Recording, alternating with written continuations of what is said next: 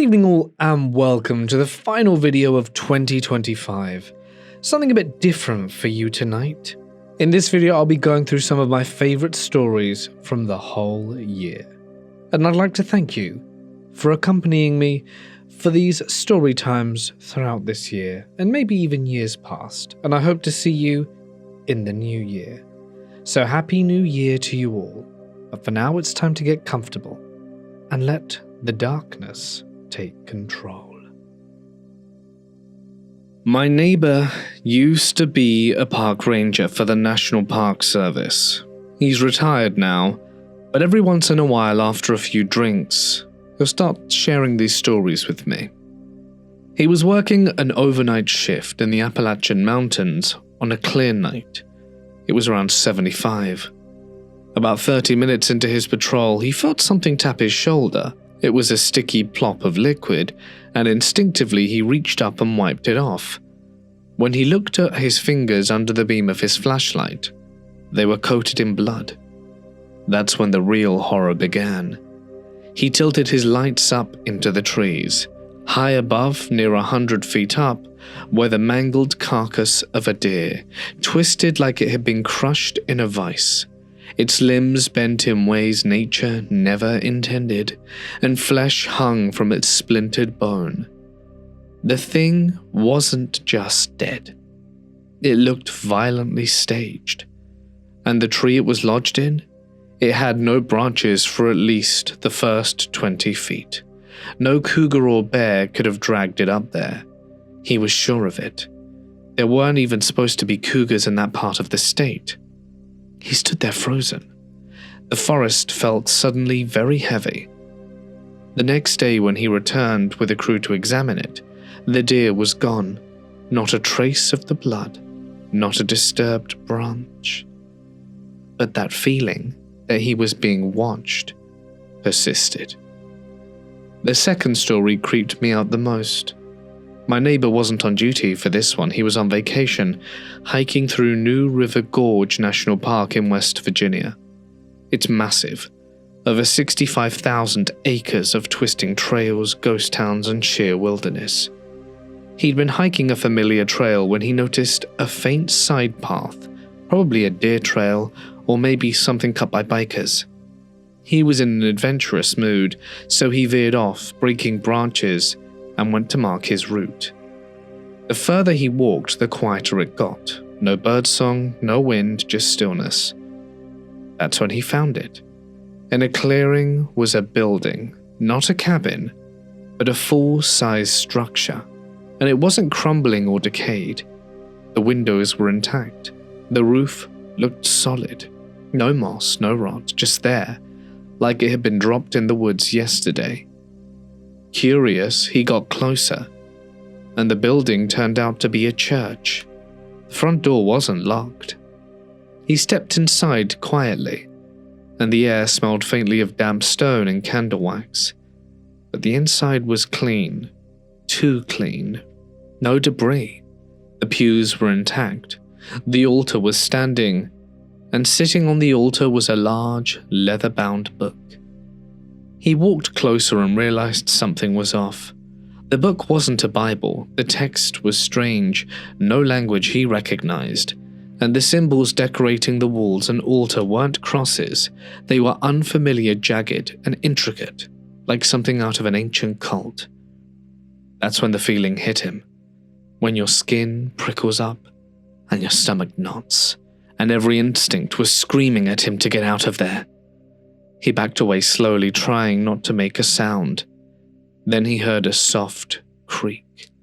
He didn't wait to see who or what was there. He bolted out the door and sprinted into the woods, following his broken branch tail back to safety, and didn't look back.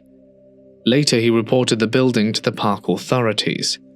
They dismissed it. Probably an old church left over from a mining town. It was still structurally sound. There was no need to check it. But he knows what he saw, and what he felt. That he was never supposed to step inside that place, and something else must have been in there with him. He said he still dreams about it, the book, the symbols, and the silence, and the footsteps following behind. About 15 years ago, I worked part-time for my dad at a cemetery just outside of town. It was nothing glamorous, mostly groundskeeping. He handled the landscaping, mowing, trimming, and watering, and cleaning up after services. I was the extra set of hands he called in after big funerals or during holidays when things got messy, as people leave a lot behind. Tissues, wrappers, half-eaten food, even beer bottles. We weren't trying to disrespect the dead, quite the opposite. Family appreciated coming back to a clean gravesite. It was simple and quiet work, and honestly I didn't mind it. And it wasn't creepy either, at least not for a long time. I only ever worked during the day, nothing paranormal, no strange figures, no cold spots, just grass and stones and the normal stuff. So there was this burial scheduled for a family of 3, a husband and a wife and their child, victims of a home invasion.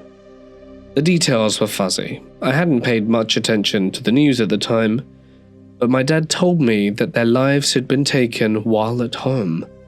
Something brutal and senseless. Their plots were near the back of the cemetery, in what we called the prestige section, where prominent locals were often laid to rest. We spent a full day prepping the area, clearing the brush, trimming trees, raking fresh gravel. It had to be perfect. And then, of course, we had to section it off to prevent anyone else from coming into the area while the service was going on. I wasn't scheduled to work, but I stopped by anyway to grab my paycheck and just say hi to my dad. As I pulled in, I saw the full parking lot and realized the service must be in progress, so I quietly entered through the back to not disturb anyone. My dad was inside.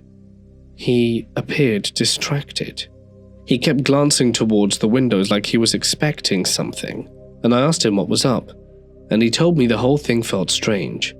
He said a few black SUVs had pulled in at the end of the funeral procession, way behind the other vehicles, and from one of them stepped a man surrounded by 4 or 5 bodyguards dressed in dark suits. I figured it was some kind of high-profile relative, perhaps police protection given how the family died, but my dad wasn't so sure. He said the air changed when they got there, like everyone knew not to ask questions. He laughed it off, but it had clearly upset him. So I left with my check and tried not to think much more of it. That night we were all at my parents' place for dinner. My mum had just had surgery on her knee, so we were helping out. We were finishing dessert when my dad started getting antsy again. He simply couldn't shake this feeling, like he'd forgotten something important. We checked everything, the stove, the doors, the dog, even called my sister and everything was fine. Then he said, "What if I forgot to lock something up at the cemetery?" He wasn't the owner, but he treated the place like it was, and if anything happened, the blame would inevitably fall on him. So I offered to go, just a quick check. It was already dark, but I figured it would take 15 minutes tops. Lock a door, ease his mind, done. Mum and Dad hesitated, but I waved it off. I didn't believe in superstition, and it's not like the dead were going to get up and complain. I drove over and pulled into the lot, and that's when I saw the car. It was old and beat to hell and definitely didn't belong there. It looked like it hadn't moved in years. The paint was sun-bleached and the tires sunk into the gravel. I walked around it.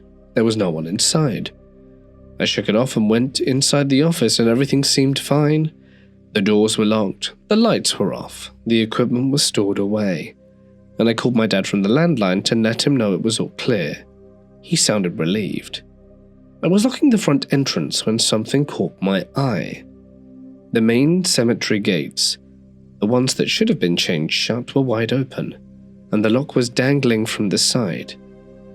That's when the hairs on the back of my neck stood up. Something was wrong. I told myself it was nothing. Maybe my dad forgot to chain it up after the rush. I was about to leave it alone, but I couldn't. Something was compelling me to check. So against my better judgment, I skipped the golf cart and walked the grounds on foot. Everything was fine until I got to the back. That family grave, the new ones we'd just dug.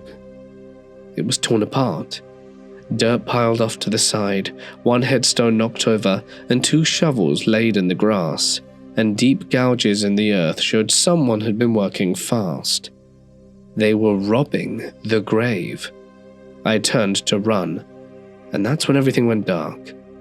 When I came to, I was lying face down in the grass, head pounding. It was still dark, and for a second I thought I'd dreamt it, until I heard the shovels, that metallic scrape of steel on soil. I tried to move, and there was something cold pressed at the back of my skull. I froze.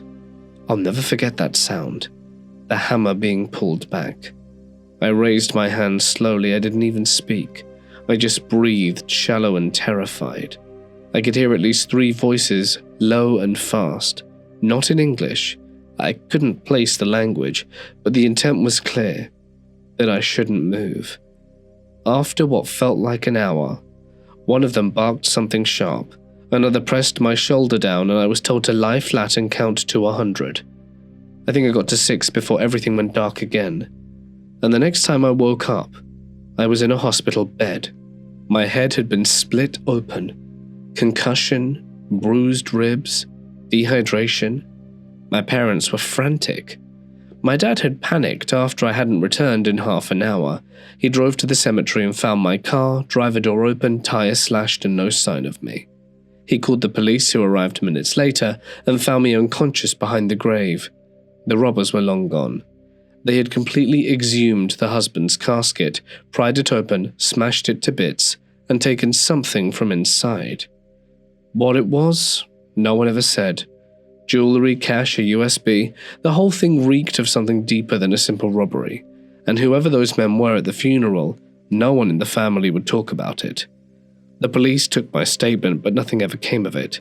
No arrests, no fingerprints, no cameras, until my dad demanded security upgrades. Now they've got motion lights, lock gates, cameras, everything. Mostly they catch raccoons or the occasional homeless guy sleeping in the lot. But I never went back at night, and I never will.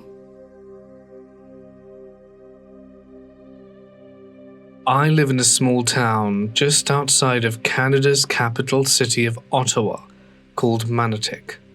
It's a lovely little place with many heritage buildings, one of which I'm currently sitting in while writing this down. I grew up in Ottawa just down the street, so I was very familiar with the city from a young age.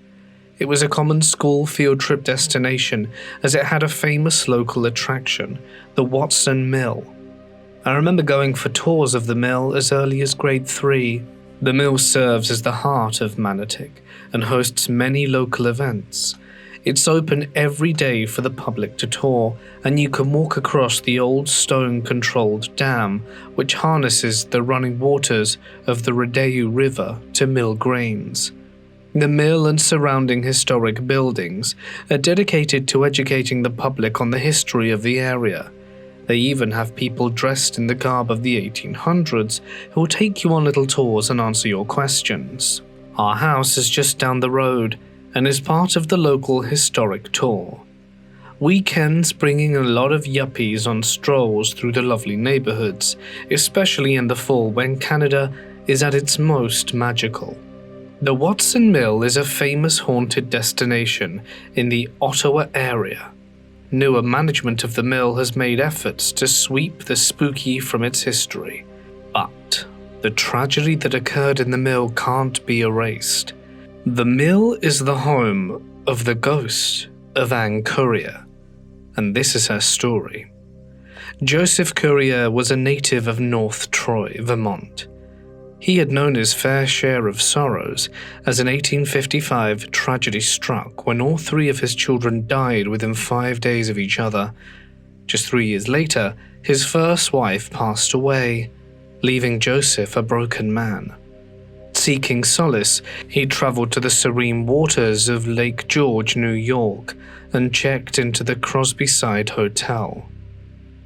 It was there, amid the tranquil setting, that Joseph met Anne Crosby, the tall and radiant daughter of the hotel's proprietors. Anne's beauty and warmth rekindled a spark in his heart, and before long the two were married. Their love carried them onto a honeymoon across the northeastern United States, filled with hopes of a brighter future. By February of 1861, Joseph was now a co-owner of a new grist mill in Manotick, Ontario. And wanting to share his pride and joy with his young bride, the mill, a marvel of its time, had just celebrated its first anniversary, so he brought Anne to see it, eager to show her the fruits of his labor. But on a cold winter's night, Anne wrapped herself in flowing garments and toured the mill with wonder in her eyes. The machinery whirred and clanked around her, a testament to Joseph's success, no doubt. But in a tragic twist of fate, her elegant white flowy dress became caught in the spinning turbine equipment, and in a horrifying instant, Anne was thrown violently against a support pillar, where she perished on the spot, leaving Joseph utterly devastated. Grief-stricken, Joseph could no longer bear the sight of the mill, and he sold his shares to his business partner Dickinson and left Manotick forever. Anne was laid to rest in Beechwood Cemetery, Ottawa. But Anne's story didn't end there. Locals and visitors alike claim her spirit lingers in the mill to this day. They speak of bloodstains and fingernail marks etched into the post where her life ended on the second floor. People report feeling a sudden chill and the unmistakable sensation of being watched in the spot where her life came to an abrupt end. It was as if Anne never truly left. As you can imagine, locals know this story, as we've heard them as children when we visit the mill in the fall on field trips. There are conflicting reports as to what actually happened to Anne, with a family friend writing back to England at the time, claiming to have witnessed her death and that she was thrown into the machinery and torn to pieces before their very eyes. The old groundskeepers of the mill have reported second-story windows, long sealed shut by age of lack of use, flying open in the middle of the night. Countless reports of sightings of a young woman in the window or hearing screaming or crying can be accounted for. When you visit the mill, you can walk right up to the spot where she died and touch the post where she supposedly hit her head on. It can be a very eerie place when you know what has taken place there. They used to do haunted sleepovers in the late 90s and early 2000s. I had a friend go as part of her girl group activities, and they were all scared silly over the experience. It's a lovely spot during the day and I highly recommend it. But now onto my house and my personal experiences. As I said, I live in one of Manotick's heritage homes that is older than Canada has been a country. My family bought this house several years ago, and every owner can be traced back since it was a cabin in the middle of nowhere built to shelter the original owner. It has served many uses in its lifetime, including the local doctor's practice. It is bizarre to think about sometimes, as people lived and died on an operating table in the room I watch TV in, with their loved ones eagerly waiting in the next room, which is now our powder room. There is no doubt that people have moved on within these walls. That is an easy assertion to make of any dwelling of a certain age, but it is particularly noisy here at times to those who are sensitive.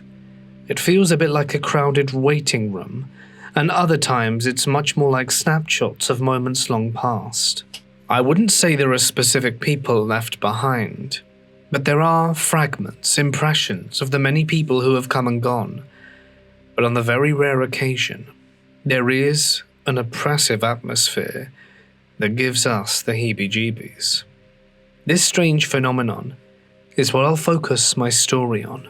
I'm not overly fond of upstairs. I've had most of my creepy encounters up there, as it is the least updated area of the house. The room I used to sleep in with my baby girl is the worst in the house, and I hate to sound cliché, but the closet was the reason. It's old with a heavy door that you really have to work at to turn and open. Despite the fact, it will swing open violently in the middle of the night, or as you're walking past it in broad daylight, completely at random. For example, one night a few months ago I had put my daughter to sleep and headed downstairs with my baby monitor to watch TV with my family. I have the monitor on her at all times, and it's always in my line of sight. So we're chatting and watching TV, and I see the sound in her room goes off, but I hear nothing. There's a pause, and then my daughter, from a dead sleep, lets out an ear-piercing scream and begins to wail. She continues to scream at the top of her lungs as I rush upstairs to comfort her. She's only ever once done this in her life, and it was when she was very, very sick, so obviously I'm concerned. As I get to the door and push it open, I am overwhelmed with fear and dread hanging on my shoulder. It felt like the entire space to my right was a giant dark cloud of terrifying. It's like that feeling you get when you feel something is behind you. It's on my shoulder. My daughter is now sitting up in bed, screaming and crying, facing the corner of the room I'm recoiling at, pointing at nothing I can visibly see. Can you guess what happens next? The closet busts open across the room in the dark. Motherhood trumps all, so I rush to bed, jump in with her and hold her tight to me. I rock her back and forth, shushing her gently as I sit in the dark oppression. I feel that my fear is fueling whatever is happening, and the more I cower, the more powerful it becomes. Now, when I'm in a pinch in the middle of the night, as a new mum, I've taken to calling on my grandma who passed away in 2020 to ask for help. It's often my last-ditch, desperate, sleep-deprived plea to my ancestors when my little one has a fever or won't settle. I know it's very dramatic, I know, but parenting is hard. Anyway, I bring up my grandma and then my husband's grandma, and I ask my family to watch over us and to please help me out. I'm sure other mothers listening can relate to this feeling, but when you're holding your children, you feel such a powerful love. I think it empowers you to be brave. I was once told that envisioning a white light radiating out of you will help repel bad spirits. And in this moment, reflecting on my beloved grandma, while holding the creature I loved most in the world, it became an easy thing to do. The oppressive feeling goes away, my daughter calms immediately, and falls asleep peacefully. I go downstairs to my in-laws and husband, clearly shaken by what has just transpired. They immediately ask what happened, to which I begin to tell them exactly what I just told you. But before I can finish, my mother-in-law asks if the closet door opened. Turns out she had had many experiences in that room, but didn't want to mention it, as I was sleeping in there and she didn't want to freak me out. Thanks. She's spotted dark figures upstairs on numerous occasions, and since she bought the place, she's had many injuries. I've actually lost count. She'd fallen down the stairs on multiple occasions, has slipped doing the simplest things, and I'd never consider her a clumsy person. But this old place has definitely left its mark on her, paranormal or otherwise. I had taken back up sharing this story after several days, as something strange happened while I was getting the last paragraph out. As I started to ruminate on the bad energy in this house, I began to feel it again, right over my shoulder for the first time in months. Of course, I'm writing a spooky story at 2 a.m, so the heebie-jeebies are a consideration. And just as I'm feeling this way, my daughter wakes up screaming once again in the next room. Then I get a text from my little sister, who was sleeping over that night, upstairs in the room I don't like, asking me to please come up and that she was scared. The closet door swings open on her, and she could feel the same oppressive feeling. It seems that bringing attention to this entity empowers it to make an appearance. So now I'm in a mad dash to conclude this story before I conjure up another sleepless night for myself. Toddlers provide enough of those already. Personally, I think it's time we moved house. I was alone, the only ranger in a remote district stationed in a guard cabin that had seen better days. The nearest town was a long, desolate drive away, a stretch of winding roads that seemed to swallow all signs of civilization. No one passed through unless they had a reason to, and out here there were very few good reasons. From the moment I moved in, something felt wrong. The solar power battery barely worked, so I spent my nights in total darkness, save for my dim headlamp and the occasional flicker of moonlight. The nights stretched on endlessly, sleepless and suffocating. At first it was the bats that kept me up, dozens of them nestling in the rafters. Their skittering claws and high-pitched screeches made it impossible to sleep. Then something else, something heavier. Footsteps on the deck. The first time I heard them, I told myself it was an animal, maybe a badger or a beaver, but deep down I knew better. Badgers don't walk in slow, deliberate steps, and they don't pause like they're listening and waiting. 2 months in, the scratching started. At first on the edges of the deck, then closer on the door. Something was testing the cabin. Every time I stepped outside, the air felt thick, the trees dark and towering, pressing in, as if they were hiding something just beyond my line of sight. And I started keeping my shotgun within reach, even though I technically wasn't supposed to have one. But tell me, who the hell lives out here alone and doesn't arm themselves? So Tuesday nights were my grocery run, the only time I'd leave the cabin after dark. The drive back was always tense, headlights barely cutting through the oppressive blackness in the woods. On this particular night, I felt it before I even pulled in, a wrongness that settled deep in my gut like a warning. Something was waiting for me. I stepped out, keys in hand, and then I saw them. 2 eyes. They were hovering in the darkness just above my front door, too high off the ground to be a coyote but too low for a deer, about 4 feet up, and they weren't moving. My breath caught in my throat, and every instinct screamed at me to run and get back in the car. I screamed out to get the hell out of here, but the eyes didn't move. Then slowly they crouched lower and started creeping forward. I grabbed a piece of firewood from the sack and hurled it. The log landed with a thud, and the thing flinched back but made no noise. I fumbled again with my keys, hands shaking so hard I nearly dropped them.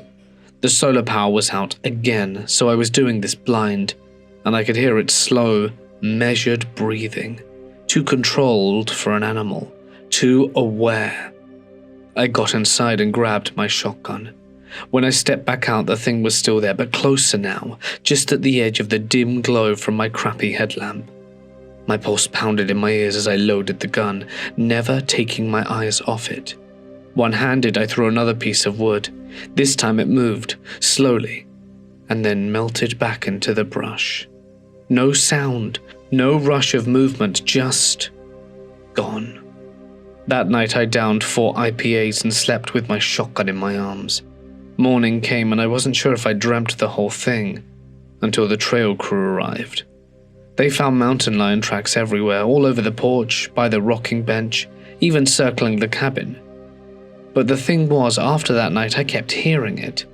The creak of the rocking chair in the dead of night, footsteps on the deck. I'd grab my shotgun, throw the door open, and see nothing. No movement, no sound. And when I checked the ground, there were never any more tracks. It had been muddy for weeks. There should have been tracks. I'd been stalked by mountain lions before. They watch you from a distance and keep to the shadows. They don't taunt you. They don't play games with you. But something was out there. And whatever it was definitely playing with me.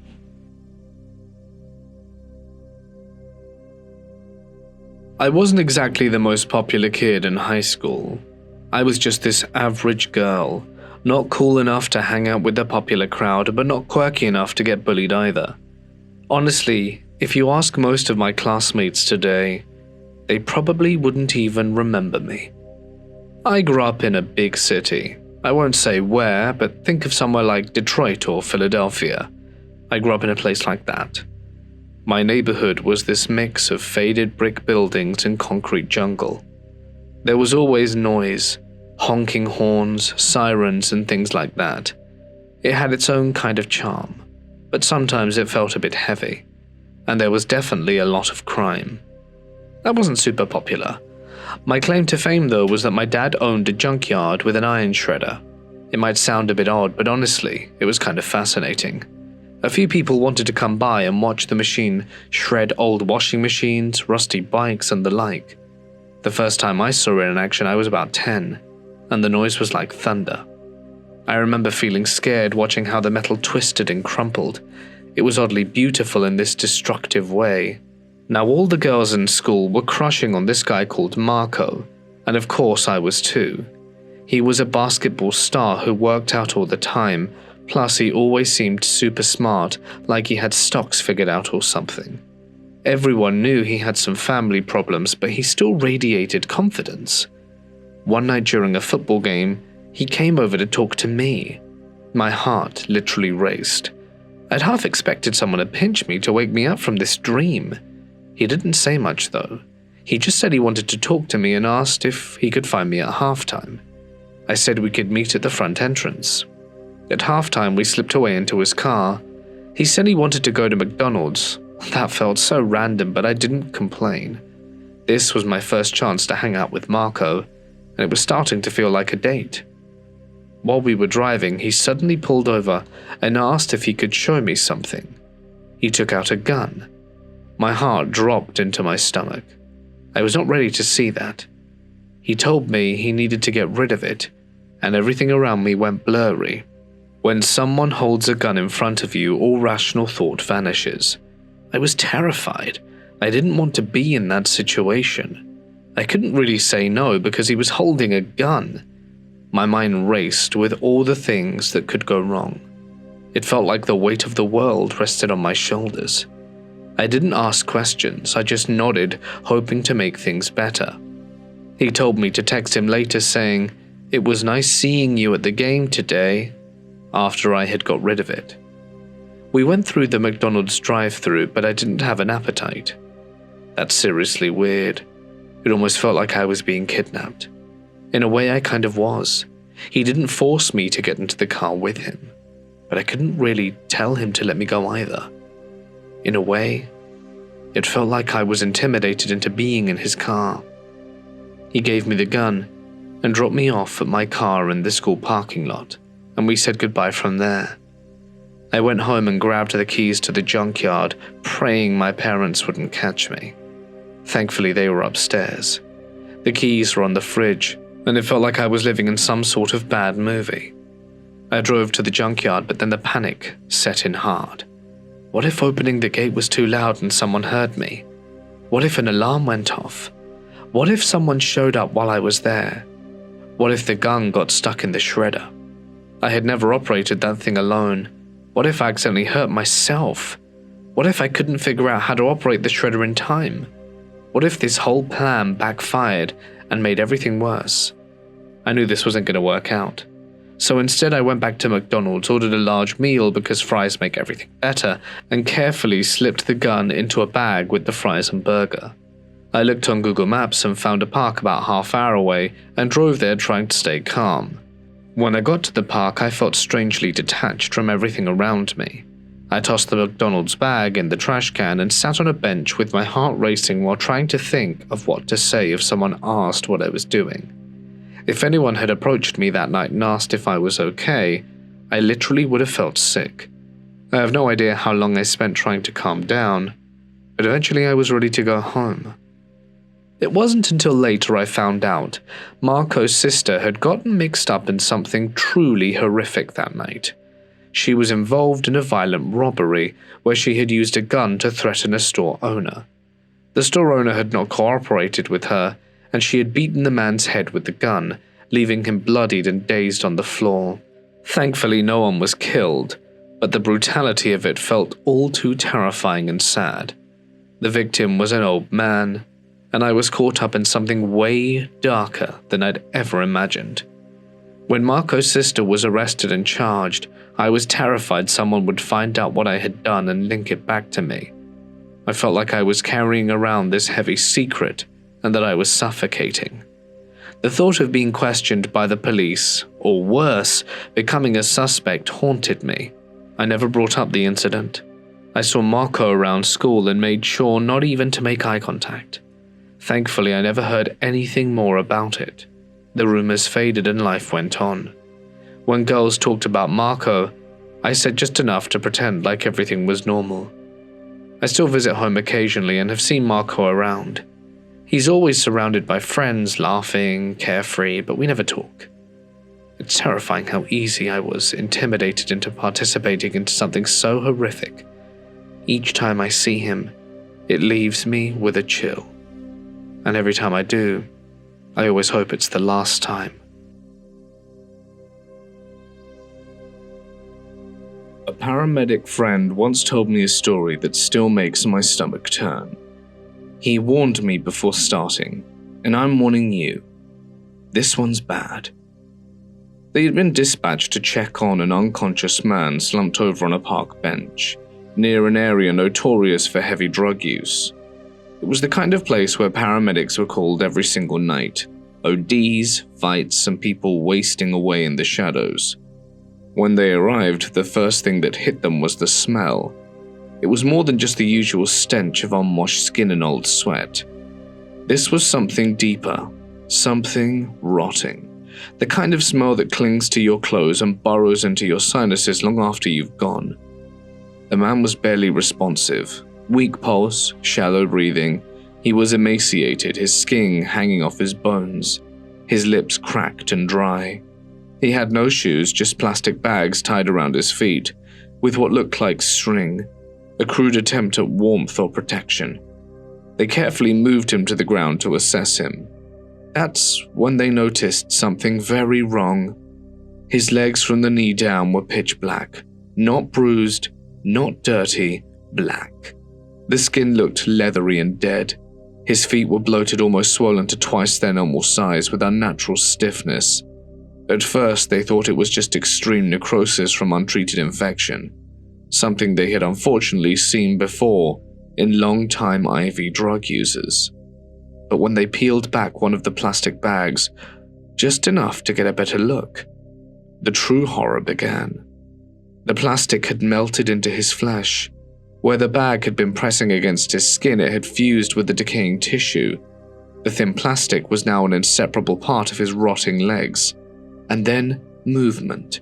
As they pulled the bag away, the skin beneath it rippled, and a wave of maggots spilled out, cascading down his feet like grains of rice, twisting and writhing, feeding. The paramedics jumped back, gagging. One of them managed to barely turn away before vomiting into the bushes, and the other one stood frozen, unable to look away. More and more of the larvae pushed their way out of open sores, burrowed deep inside the decaying flesh. The entire lower half of his legs was alive with them. Somewhere in the background, a radio crackled. A voice asked for a status update, but neither of them answered right away. Because what do you even say? The man barely reacted, his body beyond pain, beyond saving.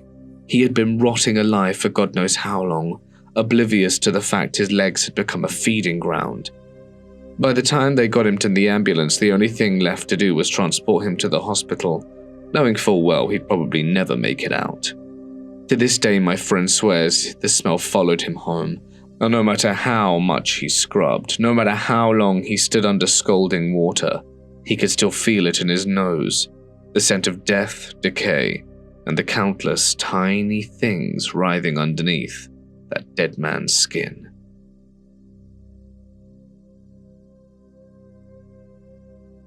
This is a story that my mother and aunt told me when I was in high school. I'm 21 now, and it has never left me. I think about it constantly and ponder over what happened. My grandfather passed close to a year ago in June of 2020. He was 96 when he died, and it caused some issues in my family. They don't really pertain to this story, but there are some things about him that I have to share in order to explain it in the best way. My grandfather John was a man who was extremely callous and old-fashioned. He was bitter, abusive, and a complete macho man. My mother was raised never showing emotion or pain due to his abuse and lack of compassion for others. He was also an extreme racist. He had many secrets in my family that are now coming to light after his death. Everything that happened around him was brushed off and forgotten, because he had more important things to do, like drinking and having affairs. Just an overall intense and very no-nonsense type man. He also was not religious at all, and found things like faith and hope stupid. This story takes place in the 70s. My mum was born in 1965 and remembers this story clearly. My aunts as well remember this happening, but no one remembers the exact year. One summer day, John decided to take his family on a small outing with the intent to have a picnic in the woods. My mother, her 3 sisters, and her mother/my grandmother were all there and very excited about this. Where we're from, my family is more than accustomed to the woods and has lived in the area for generations. Going into the woods for a fun family activity was nothing out of the ordinary and seemed to be just another normal day. They made their way down a dirt backward road and stopped once they found a clearing large enough to accommodate them. As all the kids started jumping out of the car and messing around, as kids do after being stuck together, my grandmother began unloading their food and picnic supplies. John began surveying the area and decided where to set up. As he was doing that, something in the woods past the clearing caught his eye. Before going to see what was out there, he yelled to the family and said he would be right back. The kids and my grandmother thought not much of this since they're all used to the woods, and these woods in particular were very familiar to them. They continued unloading and setting up the stuff they brought. One of the girls pointed out something in the clearing that caused a sudden shift from a normal day to something far worse. It was a dirt mound that looked like something was buried under it. This mound was about the size of a small person, maybe even child-sized. It was too big to simply be any animal in these woods. There was nothing but squirrels and raccoons in the area. Scattered among the mound were larger river rocks. There was no pattern, but they were definitely placed on the mound intentionally. The dirt seemed to be fresh, as though just buried. It was loose and slightly darker than the area around it. The mood immediately shifted from an average day in the woods to something much darker. My grandmother became concerned and told the girls to stay away from it. She was clearly upset and worried about it, but did her best to ignore it. The girls, all being children, didn't have the same amount of worry, and continued playing while just avoiding the mound. They tried to return to the picnic, and the girls were already chasing each other in circles again. It was supposed to be a joyous, sunny day, and my grandmother wanted to keep it that way. Things seemed to return to normal for a bit. The trees around them created a wall of dense foliage, blocking their view from anything inside the forest. One of the girls again took notice of something strange. It was clear immediately what was going on. Along one of the long branches of the tree hung a noose. It was tied with a rope and hung high above their heads. A lump of dirt can be explained away by nature, but someone had to have placed the noose there. My grandmother stopped dead in her tracks when she saw it. Something was very, very wrong. They couldn't just pack up and leave. John was still out in the woods. Even children can recognize a noose as a symbol of death. The children started to become quite anxious. Whatever innocence was keeping them from worrying about the mound had completely vanished. My grandmother, the resilient woman she is, soothed her children and told them it was just left by deer hunters, but she knew in her heart they needed to leave. No deer hunter would hang a deer and then bury it, at least no sane deer hunter. It wasn't until they started hearing something in the woods that they began to really panic. My grandmother, as well as the children, began hearing a rhythmic chanting from deep in the woods. It sounded as though there were a group of people all singing in deep voices to the beat of a drum.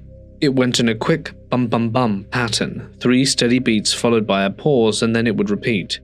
It sounded far away, but immediately fear began to take hold of each of them. They each listened and gathered together. As the second passed, it began to increase in volume. It was getting not just louder but closer.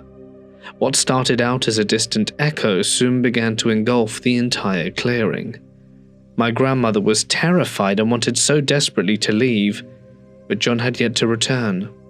They waited, fear-ridden as the sound began to fill their chests. It felt like they were at a concert, as the deep bass began to vibrate in their chest. It was everywhere and constant, as though the sound was being made by the trees themselves surrounding the family in every direction. Suddenly, the sound of yelling broke through the constant drone of chanting. John's voice was yelling out to them from the trees, "Go, get in the car!" He came running out of the woods yelling that they needed to leave. They had never seen terror on this man as they had at this moment. He was a man afraid of nothing, unbothered by the world around him. This was the most emotion any of them had ever seen from him. He saw something in those woods, something that shook his very being to the core. My grandmother began throwing everything back into the car as the kids got in as well. John and my grandmother picked up their things and as quickly as possible threw it all in the car. They had no care for the way things were packed due to their fear. Food was all over the trunk, and items were broken, and after everything was tossed in, they both got into the car and drove away. This is where the main brunt of the story ends, but one fact from this story is what really has caused me to wonder all these years. My grandfather has refused to ever speak of what he saw. He never told any of the children or my grandmother. Every time this was brought up, he quickly rebuffed it and angrily told them not to ask again. He never went to the police or told someone outside the family. My grandfather is the only person who knows what happened that day, and when I first heard the story, I swore to myself I would ask him one day, and now I can't, and regret it greatly. By the time I was in high school, he had moved out of the state with other family members, and I lost most contact with him outside of the occasional happy birthday calls or letters. This story doesn't have an answer to go with it. When he died, the only thing I was sad about was never knowing what happened that day. We weren't close, and as I got older, I learnt of all the abuse he caused, and I separated myself from him. His death looms over me, and this story still haunts me to this day. My mother and aunts just look back on it as spooky memories from their childhood. Nothing more than a story to scare the little ones at Thanksgiving with. I am one of the only people in the family who is still curious about what happened. I've always been interested in mysteries, the occult, horror, and conspiracy theories. This story piqued my interest more than any others in the family. By the way, this isn't the only strange story from my family, but it definitely is the most strange. I wish I had answers, and I hope you find this story as fascinating as I do.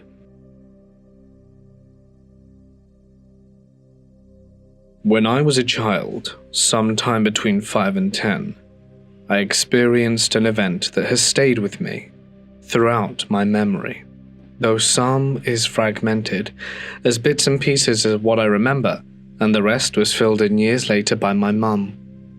Mum had a close friend called Donna. Donna and her daughter often spent time with me and my sister. We had sleepovers, playdates, and shared a lot of fun moments together. One particular night, however, was different. Donna had been having problems with her boyfriend, Fred. I don't know if she had come to our house specifically to escape him, or if she was already there when things escalated. Either way, the night took a terrifying turn. I remember Donna rushing my sister, her daughter, and me into my sister's room. She quickly flipped the full-size bed on its side, creating a makeshift barrier and propping the mattress and box spring against the wall. Then she shoved the dresser against the door. We huddled together on the floor behind the mattress. I closed my eyes and covered my ears, still afraid of the dark, while my sister cried softly beside me.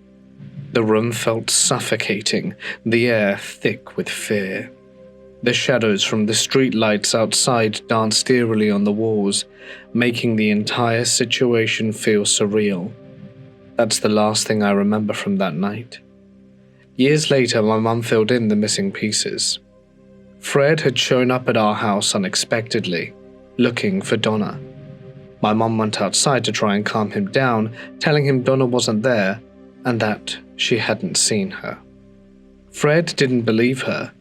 He went back to his car and pulled out a shotgun and fired as my mum fled towards the house. The blast peppered her back with pellets and damaged the front of our home. She managed to lock the door behind her and call the police. She actually dialed before confronting Fred, knowing something was off. Fortunately, we lived just down the street from the police station, and officers arrived quickly. They subdued Fred without further incident. My mum later described the incident as terrifying. The moment she heard the gun go off and felt it sting in her back, she realized the danger we were in. My mum's boyfriend, who worked nights, rushed home as soon as he heard what happened. He was checking on us when my dad arrived. My parents were divorced but co-parented us. My dad hadn't gotten the full story when my mum called, only hearing boyfriend shooting and kids. He assumed the worst. The moment he saw my mum's boyfriend, he punched him and knocked him out cold. It was a misunderstanding, and once he learned the truth, my dad apologized. There were no hard feelings afterwards. Both men were just focusing on making sure we were safe. The aftermath of that night lingered for years. I remember seeing the bullet holes on the front of the house and feeling a shiver of fear every time I walked past them. My mum told me the full story about a year later before she passed. The pellets from that night had never been removed. They remained lodged in her neck and back, causing her chronic pain for the rest of her life. For reasons I never fully understood, doctors couldn't remove them, and she lived with that pain until the day she died. That night left scars on us all, visible and invisible, but it also showed me the lengths my mum went to in order to protect us. And even in the face of fear and violence, how she acted with courage and bravery.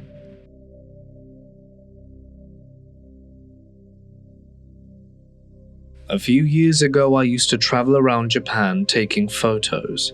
I was really into photography. I was particularly interested in taking shots of abandoned buildings. I found a service area along a highway that looked to me as if it had been abandoned. I mean, there was no doubt that the building was at the very least closed. It was boarded up. To me, it looked like it had been closed for years. Everything on the outside looked weather-worn, and no one was taking care of it. So that's when I saw my opportunity. I remember it being a very foggy day. There was poor visibility on the roads, which actually helped my case if I wanted to sneak in and out without anyone calling the cops, or them finding me themselves. I pulled into the service area and got out of my car to take some photos of the exterior of the building. I loved the way it looked in the fog. This was out along the mountain roads, by the way, so the fog was even more impressive as it was quite high up. After I finished taking photos of the outside, I managed to gain access through a broken window. The service area was 2 stories high. I imagined that the first floor might have been for drinks and snacks, and the top one might have been for restaurants and public toilets. Since I was on the first floor, I took some photos down there, and after a while I started to notice that there were sounds coming from upstairs on the second floor. Occasionally, I have encountered homeless people living in abandoned buildings, so I wondered if this was the case. Other times it's a gang of youths in the abandoned building smashing the place up and doing God knows what. I was afraid that some dangerous person could be in there, so I called out from the foot of the stairs, "Hey, is anyone up there?" I waited in silence in the dark abandoned service area, and I could no longer hear any more noises coming from the second floor. But then after about 30 seconds passed, I heard the sound of someone dragging something while walking up there. Well, at least that's what it sounded like to me. The noises from above echoed all around. The acoustics were incredible. I felt my brow get a little sweaty. The picture as I saw it was one of a person upstairs refusing to respond and making me aware of their presence. But of course I wondered if whoever was up there heard me or not. Maybe I wasn't loud enough. So I walked over to the foot of the stairs, crunching on broken glass, and as I went I shouted, "Hey, is anyone up there? I'm just taking some pictures, I mean you no harm. Do you mind if I come up and take a few pics of the second floor? I won't be long."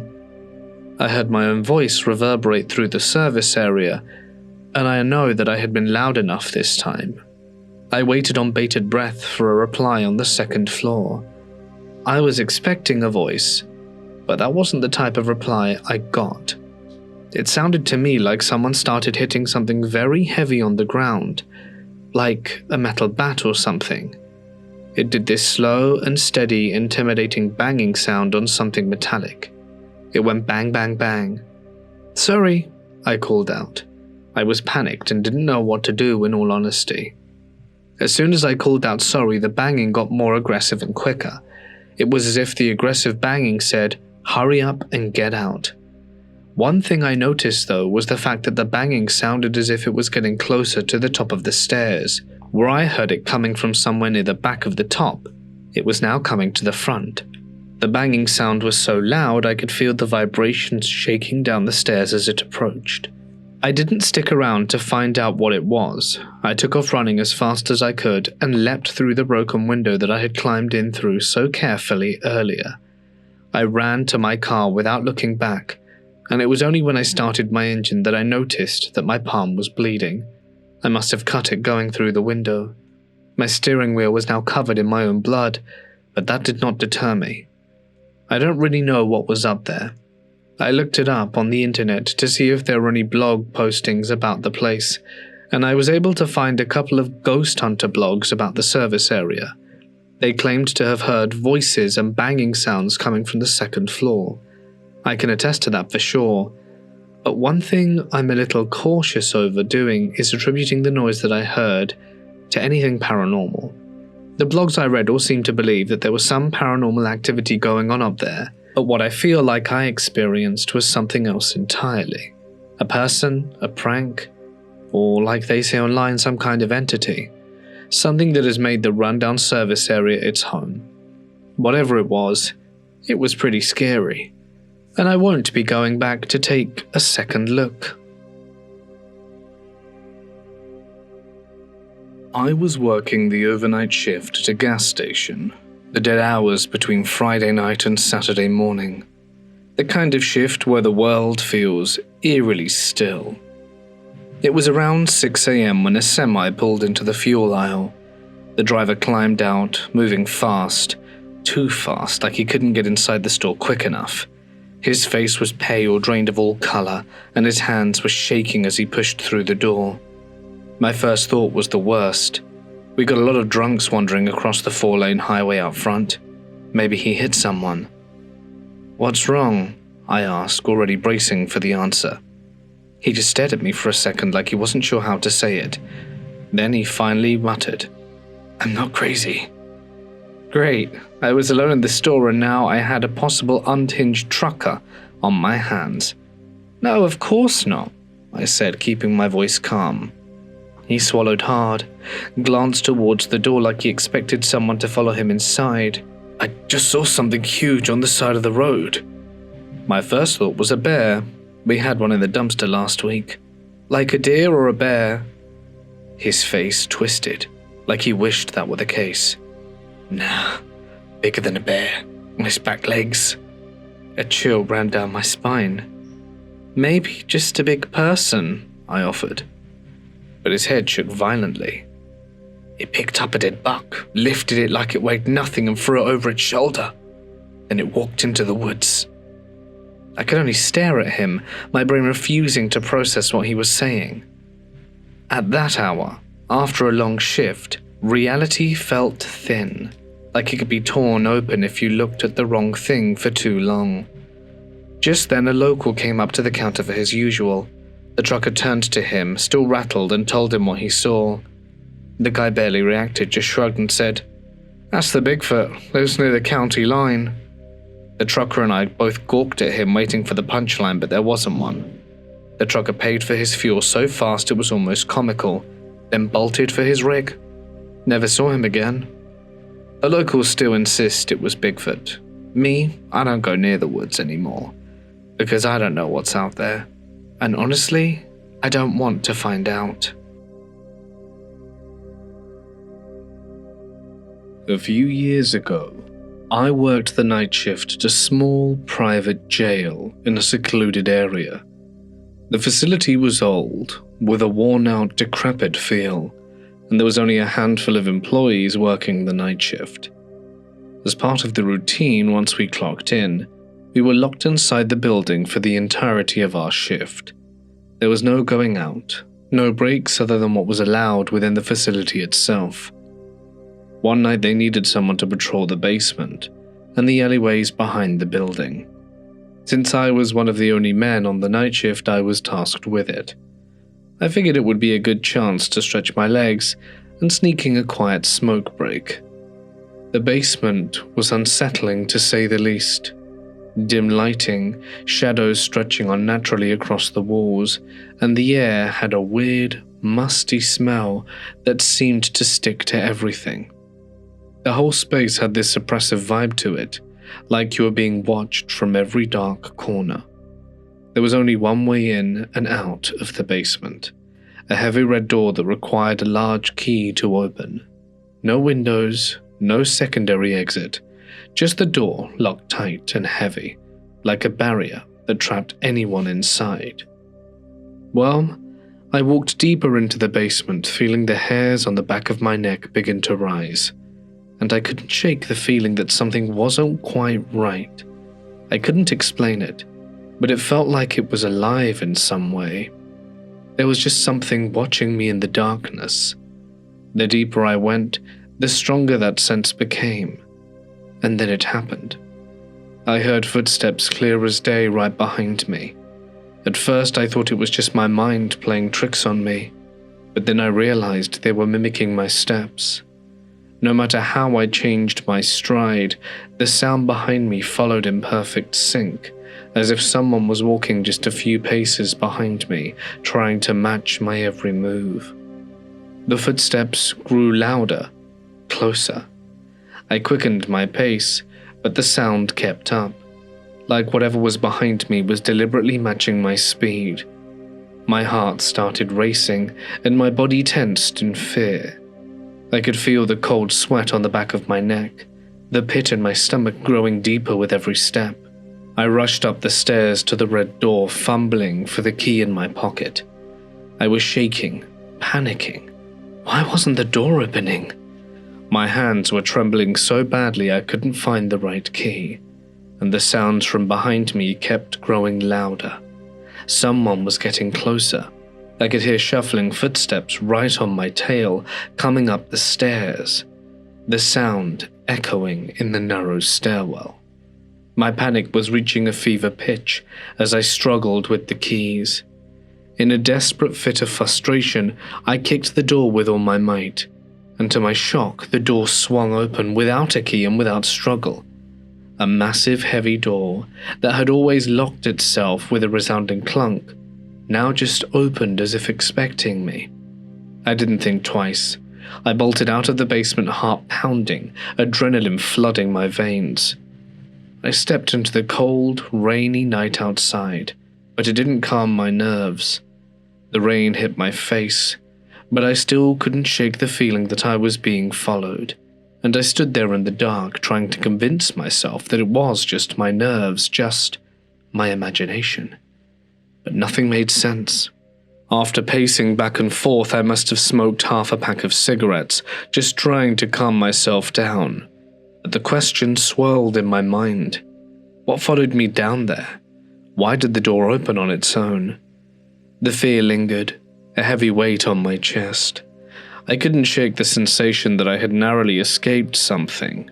Something wasn't right about the place, something darker than the usual eerie atmosphere of the jail. I never went back to the basement after that night, and within a few days I handed in my resignation. It wasn't worth the risk, not after what I'd felt, what I'd heard, and the way things didn't add up. I'm never able to forget that night. Those echoes of those footsteps still haunt me, and I can't help but wonder what was waiting for me down in the basement, and what might have happened if I hadn't have gotten out.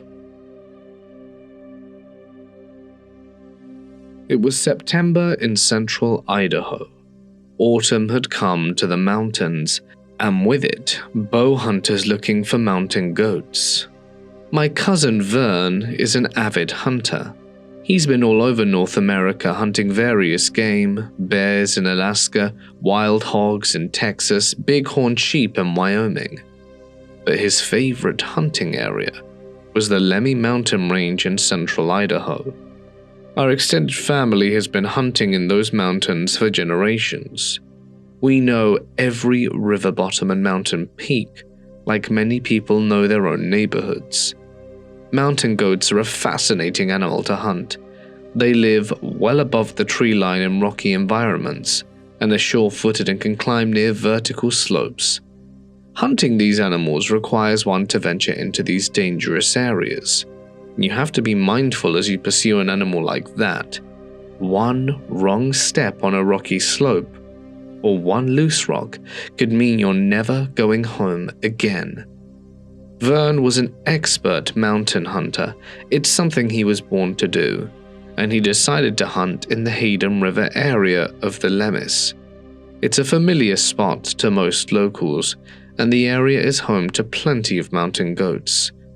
The first mile of his hike was uneventful as he climbed up the canyon. The air was crisp, and his breath formed in great plumes as he progressed.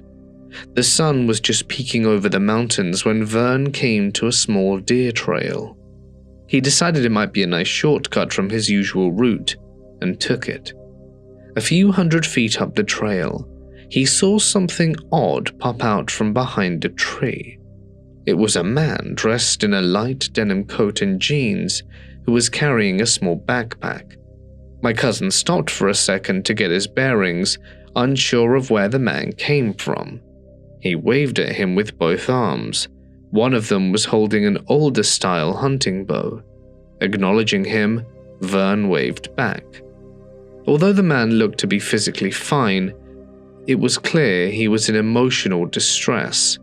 He yelled out something my cousin couldn't quite hear and waved his arm, indicating my cousin should follow him. Vern didn't get any bad vibes from this man and could tell he was genuinely in need of some help. He began to make his way up the canyon, following this mysterious man. Vern could never gain any ground on the guy. He was always just far enough that he couldn't talk to him. Periodically, the man would stop, turn towards him to make sure Vern was still following, and every time he looked back, Vern could see the concern on his face. My cousin did his best to remain calm and keep a smile, unsure who or what he was being led to. It was peculiar, Vern thought as he hiked. He hadn't seen any other vehicles on his drive up to the trailhead. Perhaps he came in from another ridge. What could he possibly be leading him to? He figured one of his hunting parties had been hurt and needed help. Of course, he wouldn't have had to speculate if the man would have just stopped and spoken to him for 5 minutes. Vern lost sight of the guy just past a turn in the trail. The trail opened up into an incredibly steep, rocky talus slope. He looked in every direction and could not locate the man when he heard a whistle. Looking up, he saw the guy about 500 feet up the rocky slope waving at him. There was no possible way he could have gotten up that far in just the short time Vern lost sight of him. He still didn't feel any fear or wariness about this strange situation, though. The man was waving more frantically now, practically begging Vern to follow him up the slope. With a sigh and a grunt, he started up the rocks. It was going slow. Every other step caused a mini rock slide and would cause him to continually lose his footing. Huffing and puffing on the cool, thin air, my cousin eventually made it to a small landing. It had taken him nearly 45 minutes to get to the spot where he saw the man from below. There was no earthly way anyone could have done that scramble up the hill any faster. Completely exhausted and very out of breath, Vern sat down on the stone landing. He looked around but couldn't see the man anywhere. As he scanned his surroundings, he saw something odd poking out of the boulder 20 feet over from him. Walking to it, he found a weathered boot. 2 boots, actually. Inside these boots, and under the boulder as well, were bones. Vern looked around once again for the man, but never saw him. Instead of feeling eerie or unnerved, Vern felt a sense of relief wash over him. These emotions weren't his own. What he felt seemed to come from all around him. He marked the spot with his GPS and decided to make his way down and call the authorities. The Lemhi County Sheriff's Office responded, and he led them up the canyon to the body. It took 4 grown men to push the boulder out of the way, and when they did, they found the skeletonized remains of a man. On the body they found hunting equipment and some personal effects. From a credit card in the wallet, they were able to identify the man. He was a bow hunter that had gone missing almost exactly 53 years beforehand. Vern never wanted to be identified to the public or the missing hunter's family. He didn't want recognition for something like that. To him, it was just one of those bizarre mountain stories. He was happy that the family got closure, even if it was half a century later. The only thing that bothered him was the man leading him up the canyon with his strange and sudden disappearance. He had mentioned the waving man to the sheriff, but was brushed off. When news reports came out announcing the discovery, several photos of the man were published. Vern was absolutely shocked when he saw them. As in the photos, it was the man that had been leading him up the mountain to the body. It finally made sense to him. The man's distressful look, the constant checking if Vern was following him, the sense of relief he felt when the body was discovered.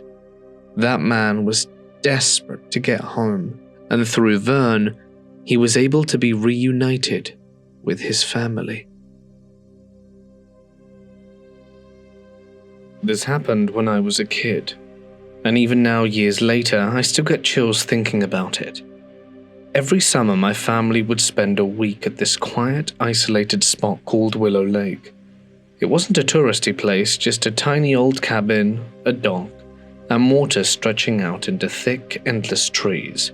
No neighbors, no other campers, just us in the forest. I used to love it there. It felt like our own little world. But after that summer, I never wanted to go back. You see, one morning, my sisters and I decided to float out on the lake in some old inner tubes. The air was still heavy with mist curling over the water in thick, ghostly wisps. From the dock, you could barely see the opposite shore, just the dark outline of the trees pressing against the fog. They had been out for almost an hour, when suddenly they came running back. They cashed through the tent, soaking wet, panting, shaking, faces pale as ghosts. It took them a minute to even get the words out, and when they did, it didn't make sense. They said they'd seen something on the far shore. At first, they thought it was a dog low to the ground, unmoving, just watching them. But then it stood up, and it wasn't a dog anymore. It was pale, almost bone white, and moved in an unnatural, jerky way, like a puppet in tangled strings. It swayed, shifting from side to side, its movements erratic and just wrong. Then suddenly it turned its head and looked right at them. And the way they described it, its eyes weren't right, they weren't glowing, they weren't reflective, but they were just deep, dark, empty pits. Then in one sudden motion, it dropped back down into all fours and bolted into the trees. They were hysterical by the time they finished telling us. My dad, who never gets rattled, just sat there for a long moment rubbing his jaw. Finally, he told them to sit tight and not go near the water for the rest of the day. He didn't say it, but I could tell he believed them. A few nights later, we were trying to pretend like nothing had happened, but everyone was still tense. Even the fire didn't feel comforting that night. By midnight, we were all crawled up into the tent. The woods had gone eerily quiet, with no crickets, no wind in the trees, just the distant lapping of water hitting the shore. I don't know how long we laid there before we heard the footsteps. At first they were faint, slow, and somewhere out there in the trees. Then gradually they got closer, deliberate, circling the tent. I barely breathed, heart pounding so hard I thought it might burst. My dad, lying closest to the entrance, sat up slowly. Then it stopped. Everything was dead silent, and then from just beyond the fabric of the tent, a low growl. Not like a dog, not like a bear. Something that shouldn't have been there. My dad didn't hesitate, his half-empty beer bottle, and flung it at the trees. For a second, nothing, just the sound of the shattering against the ground. And then, something threw a piece of it back. I swear to God, something hurled a shard of broken glass straight for us, and it sliced through the tent and hit my sister's arm. She screamed, clutching it as blood started running down her skin. And then footsteps again, faster this time, running, but not away, around us, circling faster and faster. We stayed huddled in the tent the entire night. None of us moved, none of us spoke, and I stared at the ceiling, shaking and counting the hours until the sun would rise. As soon as morning broke, we packed up and got the hell out of there. My dad didn't say a word, just drove. I remember looking back at the tree line as we pulled away, expecting to see something standing there, watching us leave. But there was nothing. My sister still has the scar from when the glass cut her, a thin, jagged line down her forearm. I don't care what anyone says. People think it was just an animal or a trick of the fog or our imaginations, but I know what I saw, what we heard, and the scar that my sister still has to prove it. We weren't alone that night at Willow Lake.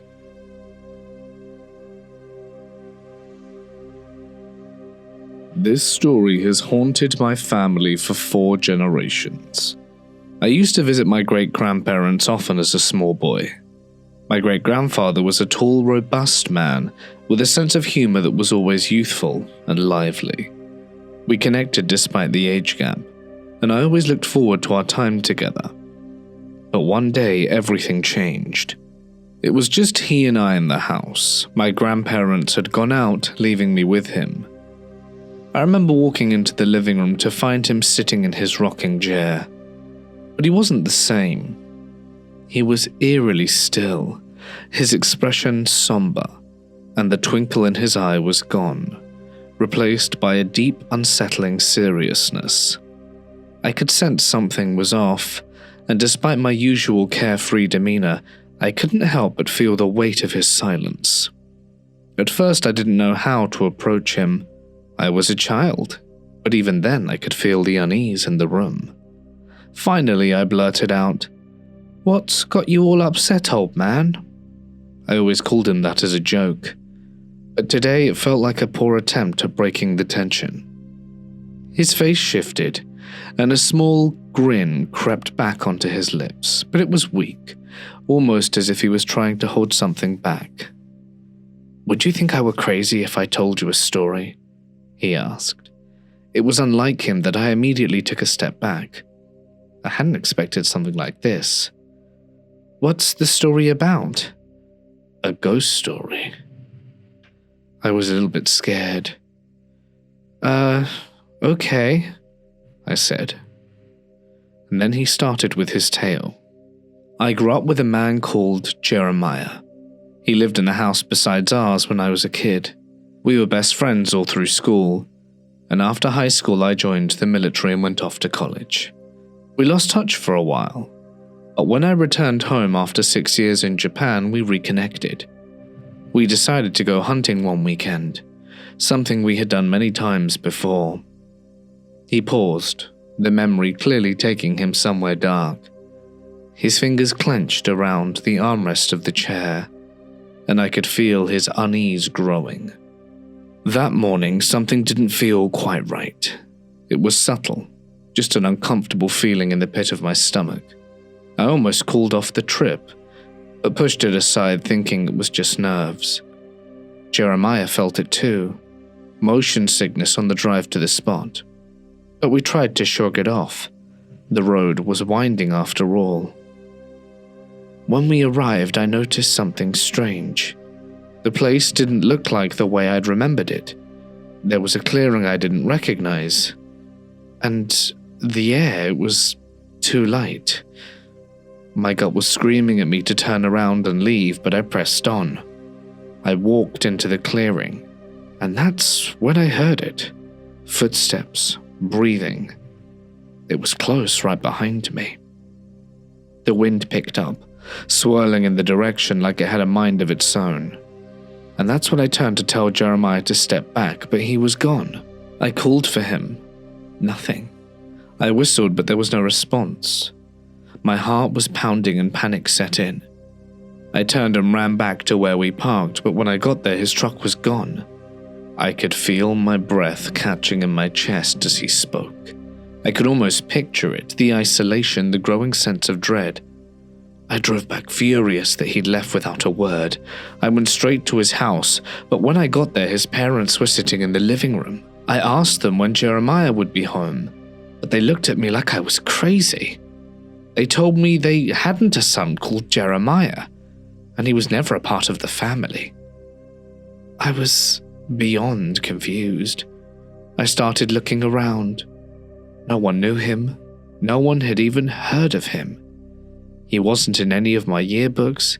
I couldn't find his name anywhere. He let out a chuckle, but it didn't sound like humor. The only evidence I had was the packing list, the one we'd made for the trip. It's old and worn now, but his name is still there, what he was supposed to bring, what we were going to do. But no one, not a single person could remember him. Jeremiah was gone, like he'd never existed to begin with. Then there was this long pause, and I could feel the weight of his words hanging in the air. His eyes were distant now, and the sadness was palpable. I wanted to say something, but I was speechless, trapped in the same haunted silence he was. Not knowing what to do, finally I hugged him. He seemed lost in his own mind, and I began to worry that he was slipping. When my grandfather came to pick me up, I mentioned to him that I thought my great-grandfather might need more help, that he was losing touch with reality. But then my grandfather stopped me before I could say anything else. "He's not losing it yet," my grandfather said, his voice steady, but there was an odd, almost fearful glint in his eyes.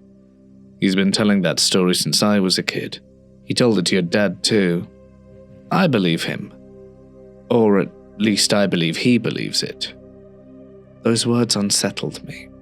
My grandfather didn't believe in ghosts or aliens or anything supernatural. So for him to say that, it made my blood run cold. I've never forgotten that story, or the packing list. It's still in my possession, actually, worn with age, but the name Jeremiah remains. A reminder of something that I cannot explain. And as time goes on, I wonder what really happened that fateful day, or that long ago.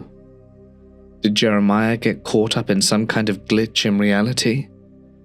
And get thrown into another world, a parallel universe perhaps, where my grandfather didn't exist? But I trust my great-grandfather's story.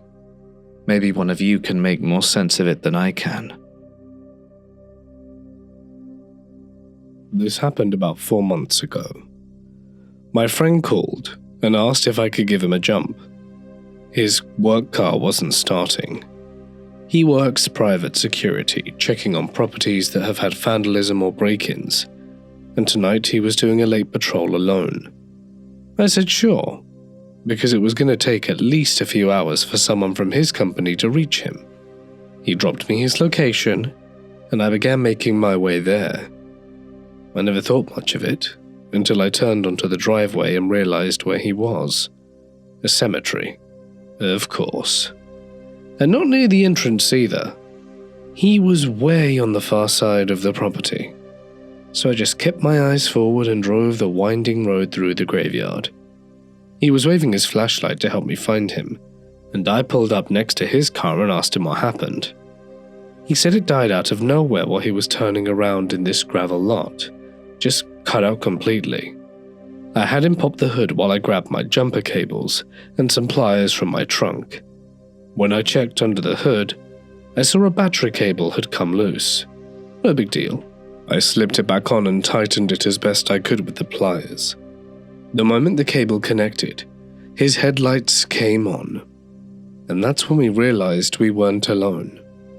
About 10 feet away, there was a child standing there. This kid, maybe 4 years old, was simply watching us. My friend, who's usually pretty unfazed by anything, said, "Hi," and asked if they needed any help. But before we could even finish looking at each other like, "What the hell is this?" we both looked back, and the kid was gone. Bear in mind, there was nowhere for them to have run to without us seeing or hearing them. As I said before, it was gravel, and there were no footsteps. My friend told me he had moments here, seeing things peek out from behind the trees or gravestones, but he said this was the first time he ever saw something just standing there. I told him to swing by my place later, so I could properly tighten the battery cable. Then I left. He stopped by my house not too long ago, and told me what happened after my departure. He'd forgotten his flashlight. It was back in the little gravel lot where I'd fixed his car, so he turned around to grab it. Only when he got there, it wasn't where he'd left it. He looked around, and that's when he noticed a faint light about halfway up a small nearby hill. He drove closer and saw his flashlight. It was resting on a gravestone. He didn't want to get out the car. Who would?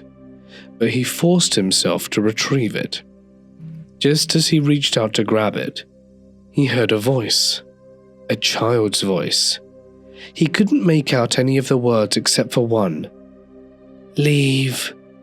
So he did. He didn't come straight to my place, because he had one more property to check on. But the flashlight? He swore he left it on the ground near the car, and somehow it ended up nearly a quarter of a mile away, sitting upright on a headstone. And whatever said that word to him, it wasn't close. It sounded like it came from all around him. He said he's not going back there alone ever again. And honestly, I wouldn't either. In 2001, I was 3. I was an only child at that point. My parents and I lived in this rent house my mum still lovingly refers to as the shack. The shack burnt down only months after we moved in, but it was a good house as far as I remember. It was old and small, but it was where I spent my first 5 years, the good years, before stuff really hit the fan. It had a concrete slab of a front porch where I'd draw with sidewalk chalk. It had a living room with a heater that I would use to warm my toes in the morning before preschool. There was a ledge on the bathtub where I'd stand to brush my teeth. The single bedroom had been walled off partially to make my room big enough for a twin bed and a bookshelf. I had a dinosaur blanket. I was really into dinosaurs back then. I don't remember much, just small details. I remember my mum and dad, and I also remember the others. The others couldn't be seen by anyone except me. I would catch a glimpse from the corner of my eye. They were always turning around a corner, ducking behind the couch. They acted like they didn't want to be seen, except for Tommy, who was different. A middle-aged man with a dark blue suit and brown hair and a kind smile. Tommy had the nicest smile that would wash away any bad thought or feeling. He was always a good one. He wasn't there all the time, but I saw him and played with him enough for my family to become acquainted with the idea of him. He was my imaginary friend. I was a lonely, only child. I had made a friend of my own to play with. Nothing out of the ordinary. Except I did have a friend, a real friend, one that was alive and in the flesh. Daniel. It was around 2003. Daniel lived next door, and between our house was a field of tall grass with a path down the middle. We lived in the middle of nowhere in the shack, you see, so our parents would have to walk us over whenever we wanted to play. I remember the last time Daniel played at my house, and shortly after he stopped playing with me altogether. We were in my small bedroom playing with Lincoln logs on the floor. Remember the ones that you could fit together to build log cabins? Anyway, Daniel was lying on his stomach, and Tommy brushed his leg when he was trying to come into my room. Daniel looked up at him with fear in his eyes. I wasn't sure why. Tommy was a friend. He wasn't anyone to be afraid of. I told him, "Scoot over, Daniel, so Tommy can play too." And Daniel screamed and ran out to the front yard demanding to be taken home. My parents laughed when they heard the story and said I must have freaked him out by talking about my imaginary friend. I stood in the doorway with Tommy behind me, and Daniel stared at the door, but not me. I watched as his eyes fixed well above my head, and one thing was for certain that day. I was now not the only one who had seen Tommy. At the end of 03, my parents told me I was going to be a big sister. I was so excited. They also told me we would have to move, and they already had a house ready for us. As that house, and I quote, barely holds the three of us as it is, in the words of my mum. A few months later, they closed on a house in the small town nearby. It was less of a town and more of a community.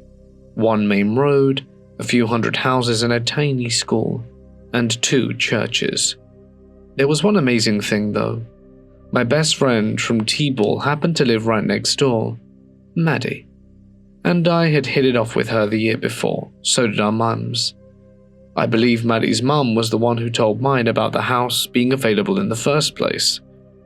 So, we moved in, and I was having the time of my life living next to my best friend. We would both be at each other's houses daily, and we were also in the same kindergarten class. Our houses were only 50 feet from each other. They had been on the same plot of land that was later split, and this little detail will be important for later. I had been a little worried about moving because I didn't want to lose my friend Tommy. Sure, he had made Daniel run for the hills, and I was the only one who could see him most of the time, but I didn't want to move houses and never see him again. My parents had only said the 3 of us were moving. They hadn't said about bringing Tommy, and when I asked, they laughed it off. When I told Tommy this, he just smiled and placed his hand over mine, as if to say, "I'm not going anywhere." The new house was strange. You could feel it from the yard. It's like when the AC is on and you can feel it from the crack around the door. Except it wasn't cold air exactly. It was just bad, though it did make you shiver. Maddie's house was the same.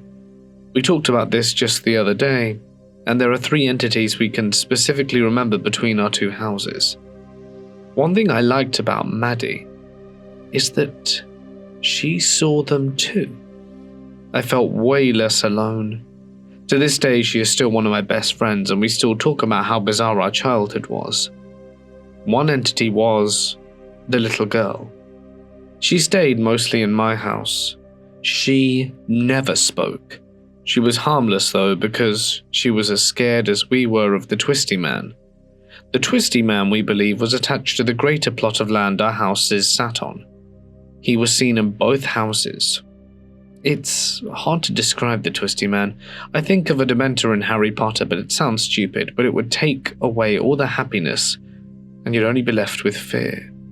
He was all twisted and contorted, and a few times would look like he was caught in the ceiling fan swirling around on the ceiling above our beds.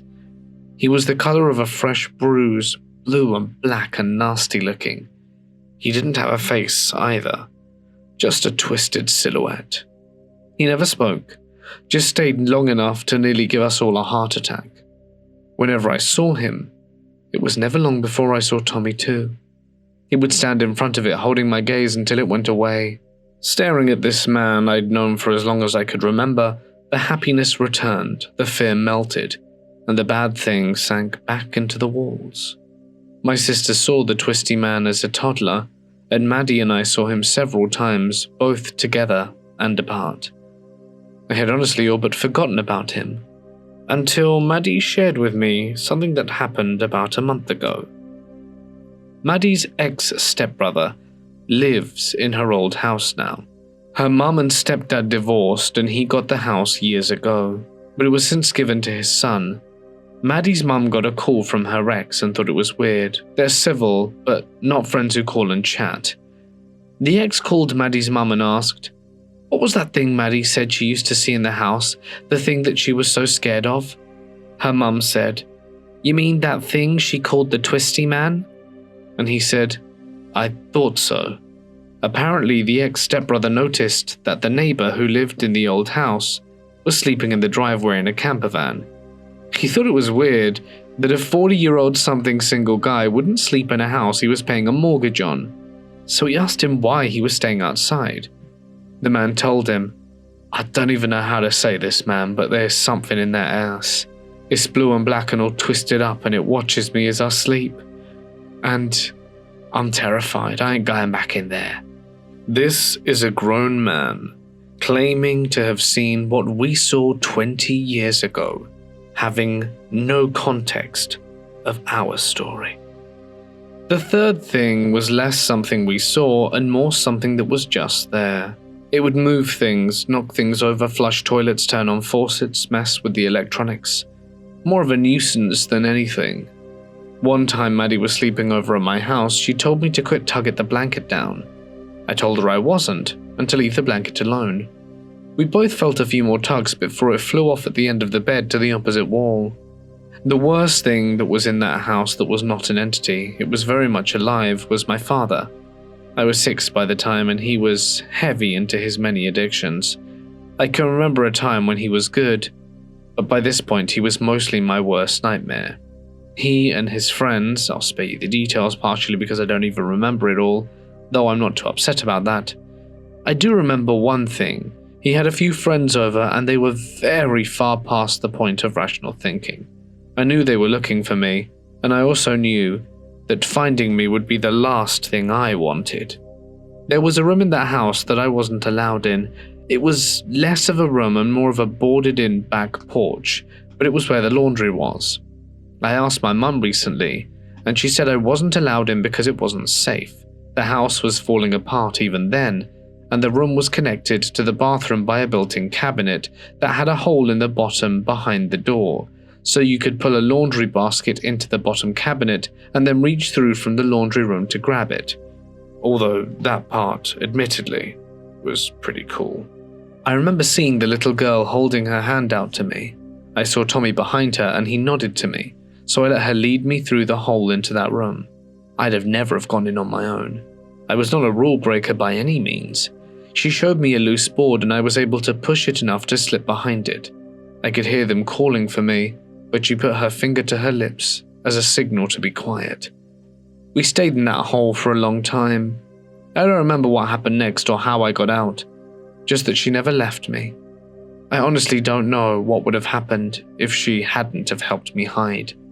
I didn't even know that loose floorboard was there, and neither did anyone else, I guess. They eventually got bored and went to hang out in my dad's truck until my mum and sister got home. More happened, but I won't go into it. My sister, mum and I moved in with my grandparents when I was 7. This would have been around 2006. My dad had supervised visitation, which he lost quickly. Things were good at Grandma's. I felt safe and stable and didn't see anything there. But I did miss Tommy.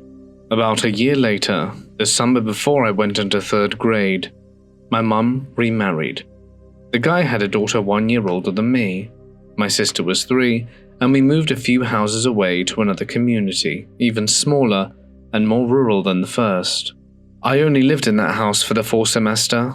They figured out pretty quickly their marriage was a rebound for both of them and they would be better off apart, so I moved back in with Grandma at Christmas since my mum was moving back in the summer anyway. And I missed my old school so much. She, though, had to stick it out until June, being a teacher under contract.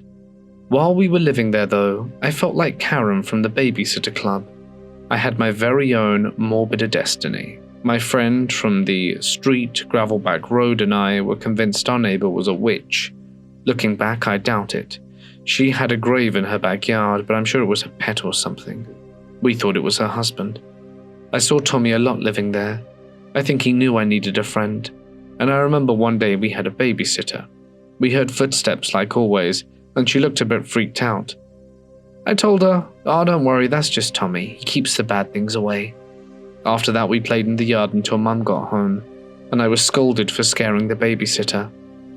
We were back with Grandma through that summer until my mum met guy number 3. He was a good guy when he was sober. The first time I knew he was bad was the first time I saw Tommy at the apartment we were now living in. He had been hitting the bottle all day, and the day ended with him breaking my mum's cell phone, screaming at us and not letting us leave. I was begging her to let me walk to the gas station across the street and call my grandma to pick us up.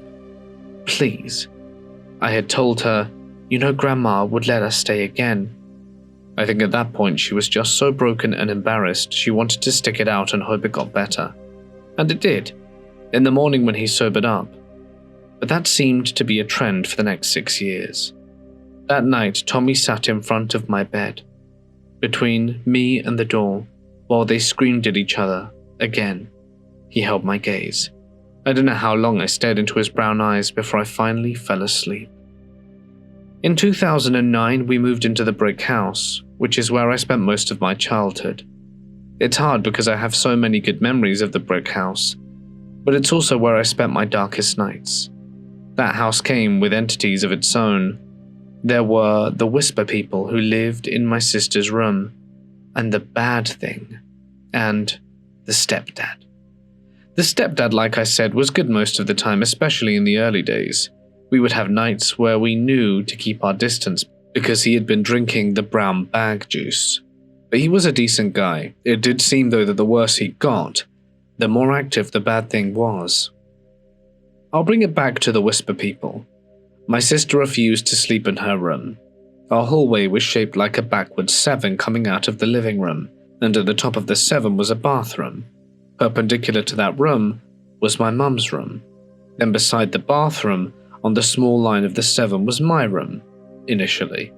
And on the tip of the top line of the 7 was my sister's, so her door faced my mum's.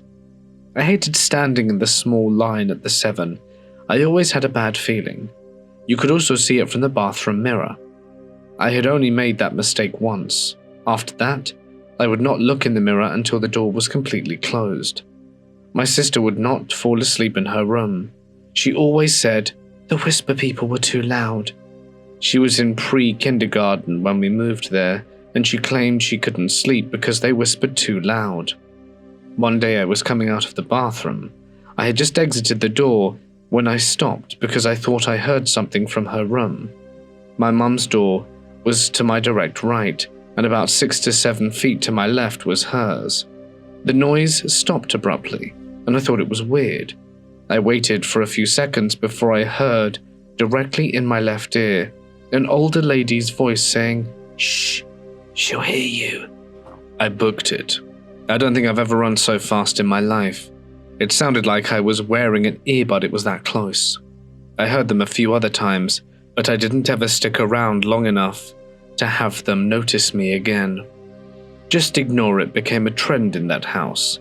A trend, a motto, a philosophy. We just ignored it. Remember how I was talking about the bathroom mirror?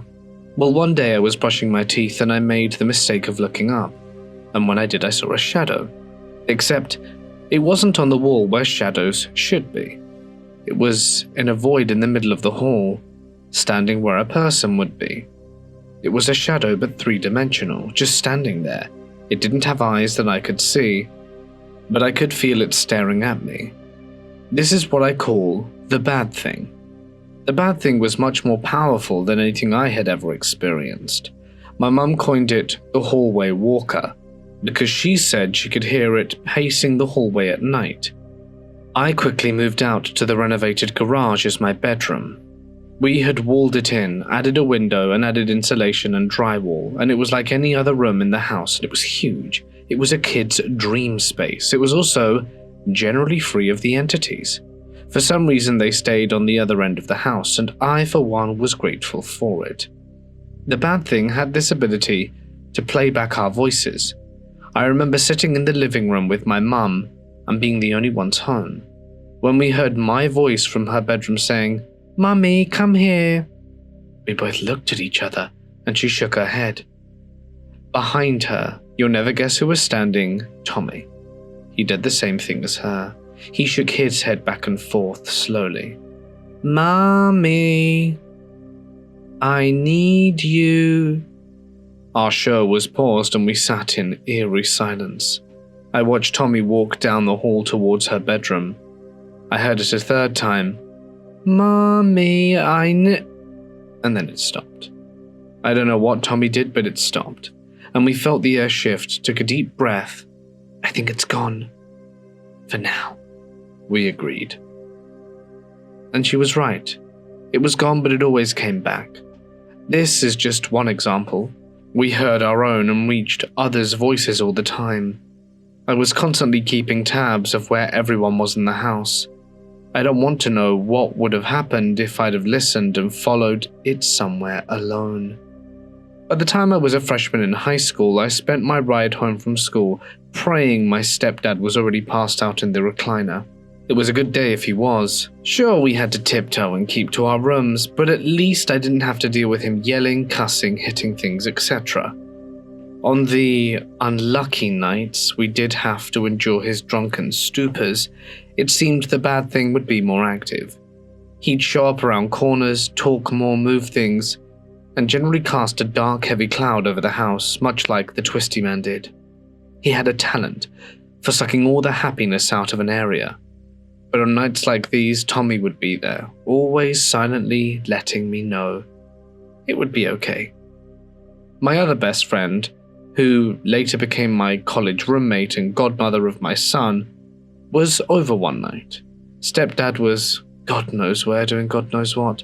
But it had been a good night. We rented movies, had eaten more than our fill of pizza, and spent the last few hours talking about boys and gossip.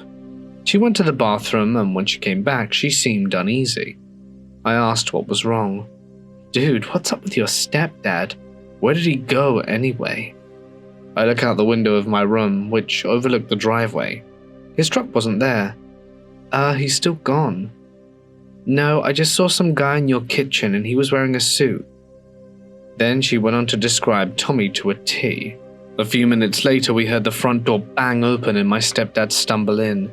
And throughout the house, he finally grumbled his way into his and my mum's bedroom and slammed the door. I told her that was him. Then who the hell's in your kitchen? She asked. I explained the whole thing to her, like how Tommy had always been there to guard me and seemed to show up whenever I needed protection or comfort. Oh, what, like an angel? Cool. That's what she said. She went on to see him about 4 more times when we lived together. I also had 3 other friends who stayed over describe the man they saw sitting at the table on the couch or leaning against a doorway, all with the same description, middle-aged man with brown hair and eyes in a dark blue suit. On the last night, I truly don't know if I'd have made it out that house. We refer to it as the last night because it was the last night we had to see stepdad. I was 16, and I was done. A situation with him had hit a breaking point.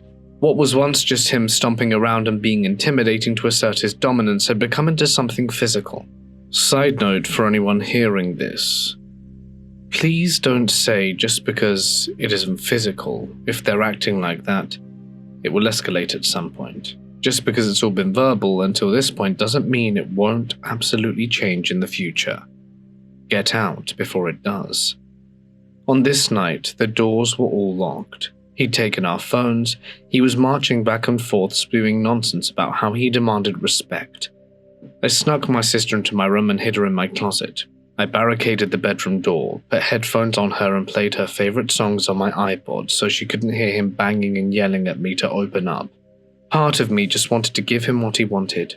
Part of me thought, even if the worst happened, I'd finally be free of this. I was so tired. I didn't want to be unalived, which I truly believe to this day, that's how that night should have ended. But I just couldn't do it anymore. But then I saw Tommy. He pointed to the drawer of my vanity. I hardly ever went there, it had become my junk drawer. What? I asked. He pointed again. I sighed and walked over to it, still hearing the banging and yelling on the door. Sitting there on top of my journals and old camp pen pal letters was my cell phone, the very cell phone that had been confiscated earlier that night. To this day, I have no idea how it got into that drawer. It wasn't the first time things had seemed to teleport, but it was the first time I was grateful for the weird stuff I'd experienced my whole life. I took it out and called my aunt. I don't know why, but she was the first person I thought of. She worked with law enforcement, and I knew that she would know what to do. She always did. She called the police on my uncle's phone, and they were there within minutes. I brought my sister out of the closet so we could watch our stepdad finally be arrested for the 6 years of hell we'd gone through. I hugged her and looked over her shoulder to make eye contact with Tommy again, and thanked him. After it was just the three of us in the house, bills got to be a lot. My mom was a teacher after all, which wasn't lucrative, even in 2015. I had a cousin who had just had a bad breakup and needed a fresh start. She lived 15 hours away, and was 26 at the time. She and my mum decided that she would move in and help out with us girls and pay a small amount in rent, and it would be beneficial for everyone, so she came to live with us. She moved in the room that had been mine initially beside the bathroom. I remember after a few weeks of her living there, she asked me, "Did you ever sleep with the door open when you stayed in my room?" I laughed and told her hell no. She asked me, "Did it stare at you all night too, the shadow thing?" Once stepdad left, the activity died down a lot, but it was still prevalent. I remember one time I got home from school, as my friend had dropped me off, and my cousin's car was in the driveway. I had come inside and called out to her, and I'd heard her voice say, "I'm back here," clear as day. I had something I wanted to tell her, so I practically sprinted to her room, only to find it empty. I thought maybe she was in my mum's room, the bathroom, my sister's room. I searched, but she was nowhere to be found. I was annoyed. Was she hiding from me? I called her and she sounded confused. "I'm at the grocery store with your mum. What you on about? I'll be home in like 20 minutes. Whatever had used her voice had got me while I was in the house alone. I felt the air grow cold and ran to the front yard, passing Tommy on the way out. He was passing me in the hall on his way to her room. I didn't even stay to see what was going to happen. I just sat in the driveway until they arrived. Things went on like this for the next year and a half. During this time, my cousin had moved in with her now wife, and my now dad moved in. He's a fantastic guy. He adopted me a few years ago. I may have been 24, married and a mum, but it was important to me that he is my dad legally, and he is in my heart anyway. We sold the house the summer before I went to college, and we all moved across the state. We all needed a fresh start. We needed out of that town that held so many horrible memories. We needed to be able to go out in public without watching over our shoulders. So I chose where I wanted to go and they all moved. They lived about 45 minutes from the uni, which was nice. I was able to see them on weekends, but still have my independence. Having my independence and safety, though, turned out to be a curse, as much as it was a blessing. Now that I was finally safe, my mind decided I was in a place to process some of the trauma I'd experienced when I was younger, and I started to remember things that I had suppressed for the longest time. I was waking up nightly screaming. Every night Tommy was at the foot of my bed staring at me with his big, brown, soft eyes until my breathing calmed and I could finally sleep again. Even though that was the last thing I wanted to do. Having these night terrors invaded every aspect of my life. My grades fell, I wasn't doing my best job, and it had been weeks since I'd slept. The last straw was when I was horsing around with a friend from our friend group. It was my best friend from before, another girl. Two of our old best guy friends and myself in our dorm room. I'd taken something from one of our guy friends as a joke and was dangling it around, teasing him. He reached for it, trying to get it back, and somehow I ended up pinned between him and the wall. He wasn't being violent, just playful. Something about that, though, set me off. I just remember coming to, crouched on the floor, and they were all looking at me concerned. They told me I started crying, shouting nonsense and hyperventilating. The next day, my best friend and the guy who I'd been playing with brought me to a counseling center. It was then I started to see a therapist, and we talked through it. I started taking anxiety medication not long after, and life was good. I still had my nightmares, but they were getting further and further apart. Tommy was always there at night to sit on the foot of my bed and look at me until I fell asleep, and just knowing he was there made me feel better. I saw him one more time when I was in college after the nightmares stopped. I was pumping gas at the gas station about a quarter mile from uni. It was the last building before a long bridge and then our school.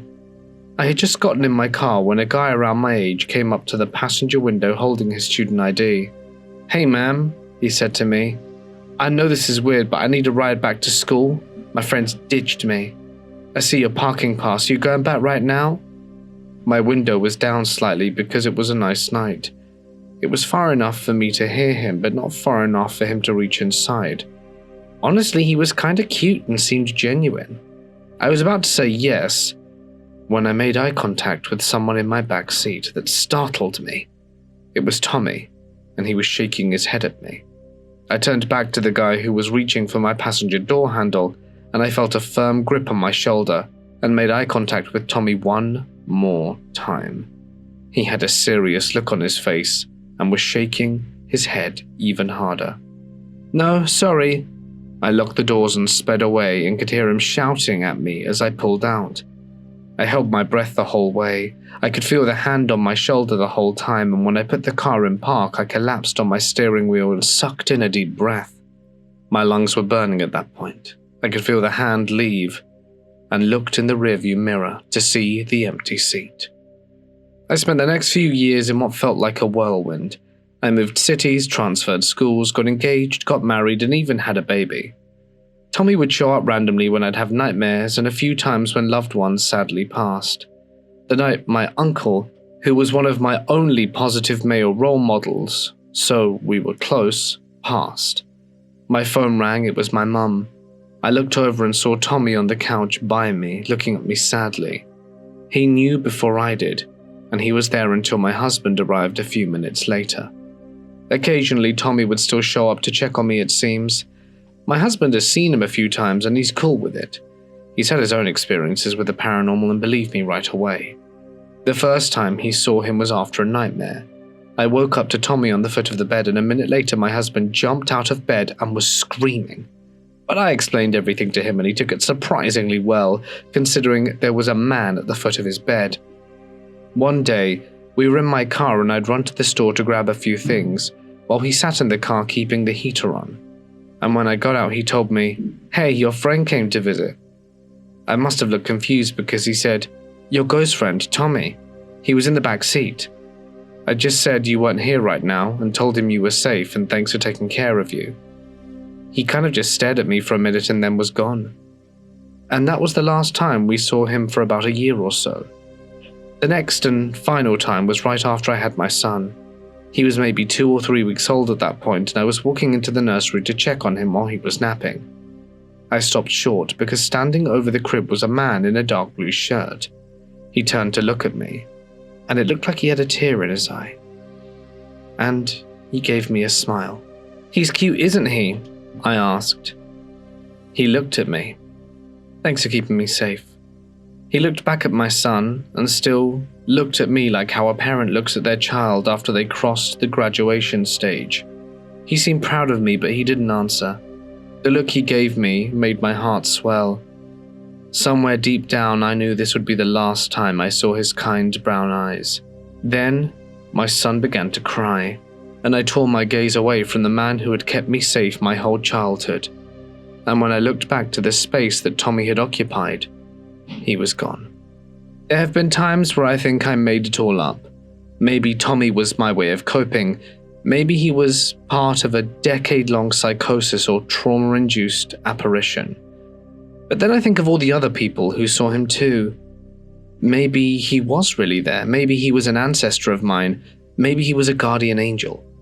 All I know is I don't think I'd be here today if it wasn't for my imaginary friend. I'm 26 now and have 2 loving parents who are the best grandparents ever, and a husband who I love more than anything, and an almost 3-year-old who keeps me on my toes. He's so smart and gives the best hugs. Lately, my son has been smiling and waving at the dark hallway and talking to someone in his closet. He calls him Blue Man. He never seems afraid. Maybe it's his own imaginary friend, or his own guardian angel, or maybe, just maybe, Tommy keeps me safe as long as he could, and now he's watching over him instead. And if it really is him, I know he's in good hands.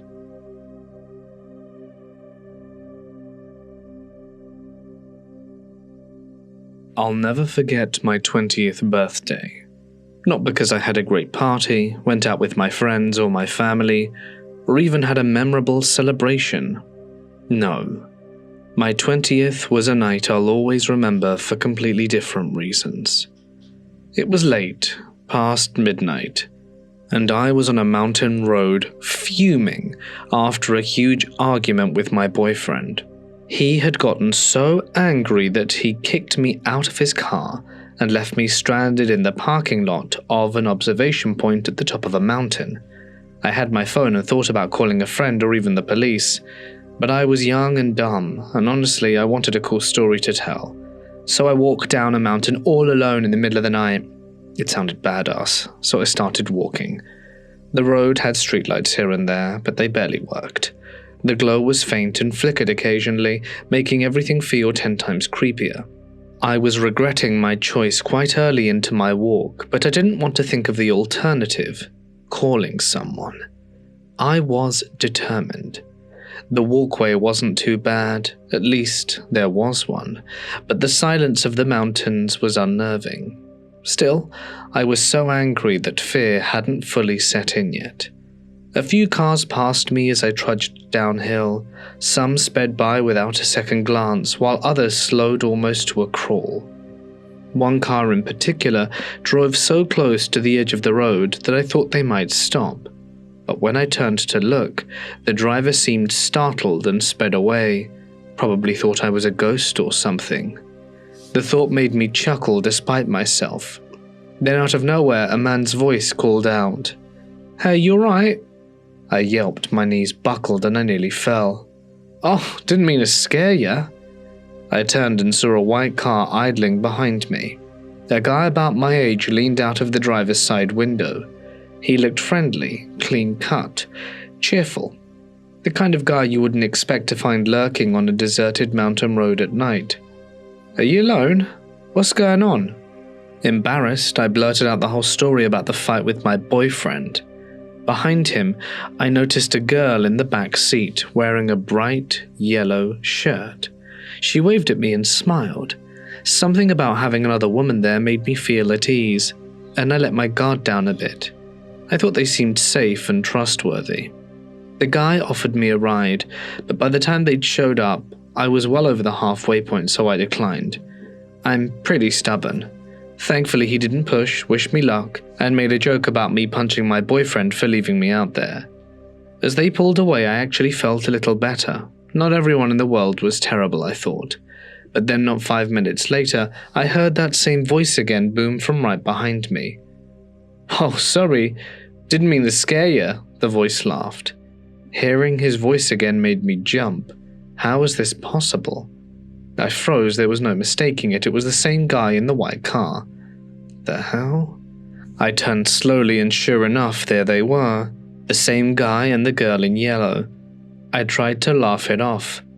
"You're messing with me, right?" The guy smiled. "Are you alone? What's going on?" Now I was starting to feel uneasy.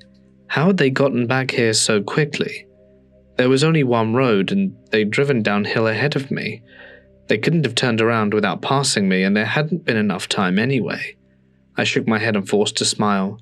"No thanks, I'm good." They didn't argue, but just drove off again. This time I kept walking, hyper-aware of every sound around me. And then, a minute later, there they were again. Same car, same guy, same girl. I didn't know what to do. My legs felt like lead and my mind raced with possibilities. Were they stalking me? Was this some kind of cruel prank? "Need a ride?" the guy asked, his voice as calm as ever. "No," I practically shouted. The car rolled past me, slower this time, and as it did, the girl in yellow turned her head to look at me. Her smile was gone and her eyes bored into mine, unblinking like she was studying me. I couldn't move, and then just like that, the car sped up and vanished around the bend. By the time I reached the bottom of the mountain, I was shaking. I made it to a convenience store and sat inside until a friend came to pick me up. When I got home, I couldn't stop thinking about that car. It wasn't just the impossible timing, it was the way they acted, like they didn't belong in this world. I started reading about glitches in the Matrix online, and the stories were eerily similar. Cars that appeared and disappeared, people who seemed to repeat actions like they were stuck in a loop. What if the couple wasn't real? Or worse, what if they were caught in some kind of endless replay on the mountain road? Maybe they'd had their own tragic ending there. A crash perhaps, and now they were doomed to keep driving the same path over and over, trying to interact with the living but never quite breaking free. I don't know what they wanted from me. Help? A connection? Or was it just part of their loop, another ghost on their endless journey? All I know is that I got home safe, but I never went back to the mountain road again. Some things are left better unexplored. I guess I'm just glad I didn't get into the car with them. I work nights in the locked unit of our nursing home. It's where the most difficult patients are: advanced dementia, severe behavioral issues, and mental illness. The people that no one else wants to deal with. The wing itself is unsettling, a long dark hallway isolated on the top floor of a massive 3-story building. Once the doors lock behind me, it's just me and the patients. There's an oppressive stillness, like the place is holding its breath. No one likes working back here, especially at night. It's not just difficult patients, there's something else. Something that doesn't feel quite right. Let me elaborate. One night I was making my rounds when I heard a man's voice call out as clear as day. "Hey, come over here." It came from the dead end of the hallway, but there were no men in that section, and all my patients were asleep. No TVs, no radios, no logical explanation. I felt a cold prickle on the back of my neck. When I mentioned it the next day, a co-worker got real quiet. She told me there used to be a patient in that exact room, and he'd call out for help in that very same way. And he had died right before I started. She even described his voice. It was a perfect match. Then there was what I like to call the shush. We had a resident once, a bitter, mean old woman who loved barking orders at people. She'd tell others to speak up or shut up, depending on her mood. After she passed, I didn't think much of her. One night I was standing in the hallway, talking with my husband. He works in another unit of the same building. We were mid-conversation when a loud, sharp shush cut through the air. It was right next to us. We spun around, but the hallway was empty. I swear to this day it sounded just like her. There was another woman who we moved into a shared room with another resident. They never got along. Her new roommate would swing at her if she took food off her plate, curse her for speaking too loudly. Not long after moving in, she died in that room. And after that, her roommate changed overnight. This was a woman who had always loved her privacy, preferred to be left alone, but now she was terrified to sleep in that room. She'd beg us not to turn off the lights, refuse to get into bed, and when she finally did, she'd wake up screaming. One night I found her in the hallway, walking without her wheelchair, gripping the walls for balance and trembling. She was out of breath, eyes wild with terror. When I tried to lead her back, she fought me. There was pure fear in her expression, something deep and primal, like she had seen something she couldn't explain. For a month she refused to sleep in that room. It only stopped when she was moved elsewhere. The general theory? Her dead roommate wasn't quite done with her. Now, in the hospital where we work, there is a theory that people see their loved ones before they die. I've seen it over and over, patients talking to people who aren't there, reaching for invisible hands, laughing, crying, and whispering. That is how you know it's coming. When they start speaking to family members who've already passed, it's only a matter of time. We were dealing with another woman. My colleague walked in and asked who she was talking to, as she was animatedly having a conversation with absolutely nothing in the corner of the room. She was very happy to say, "Look, it's my sister Jean. She's come to take me." My colleague risked another glance into the empty corner and smiled and said, "Oh, that's nice," and walked out the room. Within a few hours, she was dead. There are also the call bells. Not the kind that would be triggered by accident. These are the ones that have to be physically pulled down to activate. You know, with force. And they don't turn off unless someone pushes them back up. Sometimes they go off in locked rooms. There's never anyone there. And honestly, it happens mostly after someone has passed away. Almost like they want one more bit of assistance before they move on. This is the part that scares me the most. At the far end of my hall, there's a Greek woman who doesn't speak English. Some nights she'll start barking up a storm, her voice rising and falling like she's having a full-blown conversation. But when I go in to check on her, she stops pretending to be asleep, and the moment I walk away, she'll start again.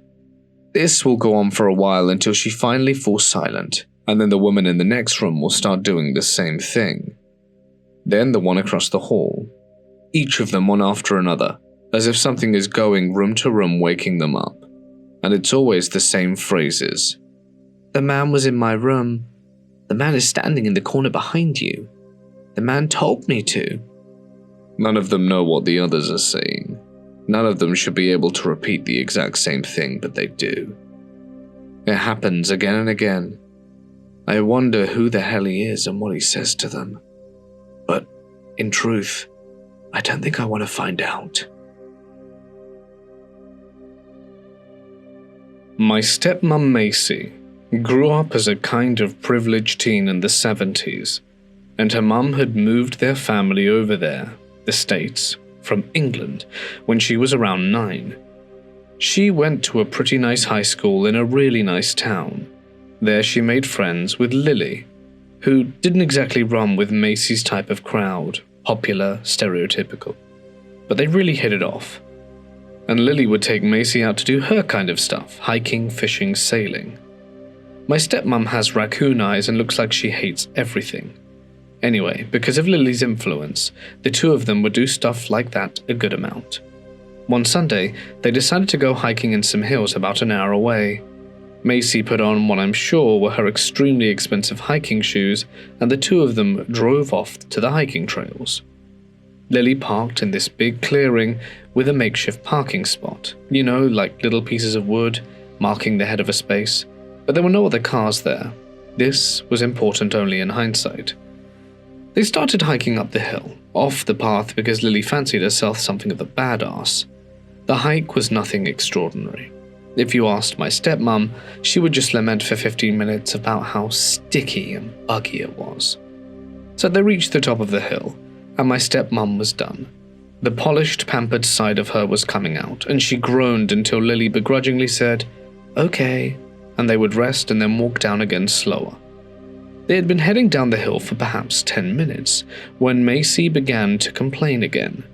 Lily conceded to walking down the side of the road instead of the rough hiking trail, probably looking like a couple of tools geared up for hiking and walking down a crappy road, and after not even 5 minutes a truck pulled up next to them. It was red and rusty, and just generally looked like a clunker.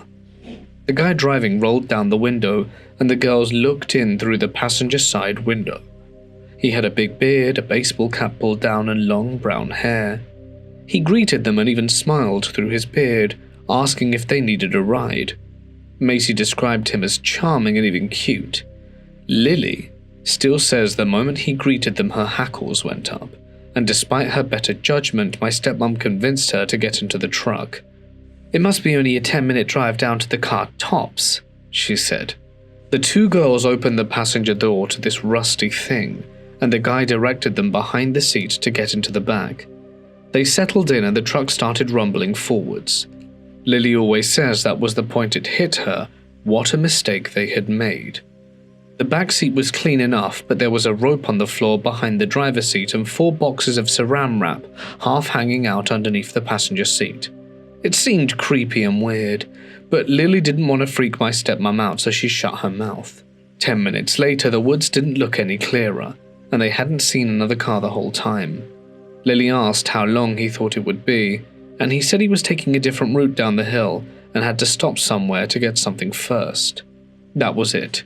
The girls were 16 and Lily didn't want to press the issue. She was scared. She can remember his hair because he was sitting behind him. He looked like a woodsy guy, but his hair was super tangled and dirty. She noticed crusted mud on his collar and tried to find something identifiable about him, but just got scared the more she picked up on little details. He was youngish, strong-looking, and maybe had 1 inch on both of them, so they didn't ask any more questions, and he didn't offer any information, and they drove on. Several minutes after, they reached a tiny shack/log cabin right in the middle of a clearing. There was an old stump there when someone had been chopping wood with a huge axe stuck into a log. Lily was definitely on red alert now. The guy turned off the truck and slipped out saying, "I'll be right back, don't get out," and he disappeared into the cabin. Lily tried to talk to my stepmom about how she was incredibly uncomfortable, but she mostly dismissed it. Lily started begging, increasingly freaked out, and finally put her foot down, demanding Macy exit the truck with her. So they got out and walked around the front of the vehicle. The cabin was about 50 yards in front of them. Why this guy would have left 2 young girls in the truck alone while going into the cabin is beyond me, and they wandered around looking at it, hesitantly. If this guy really was decent and just trying to give them a ride, it would be super rude to just run off, right?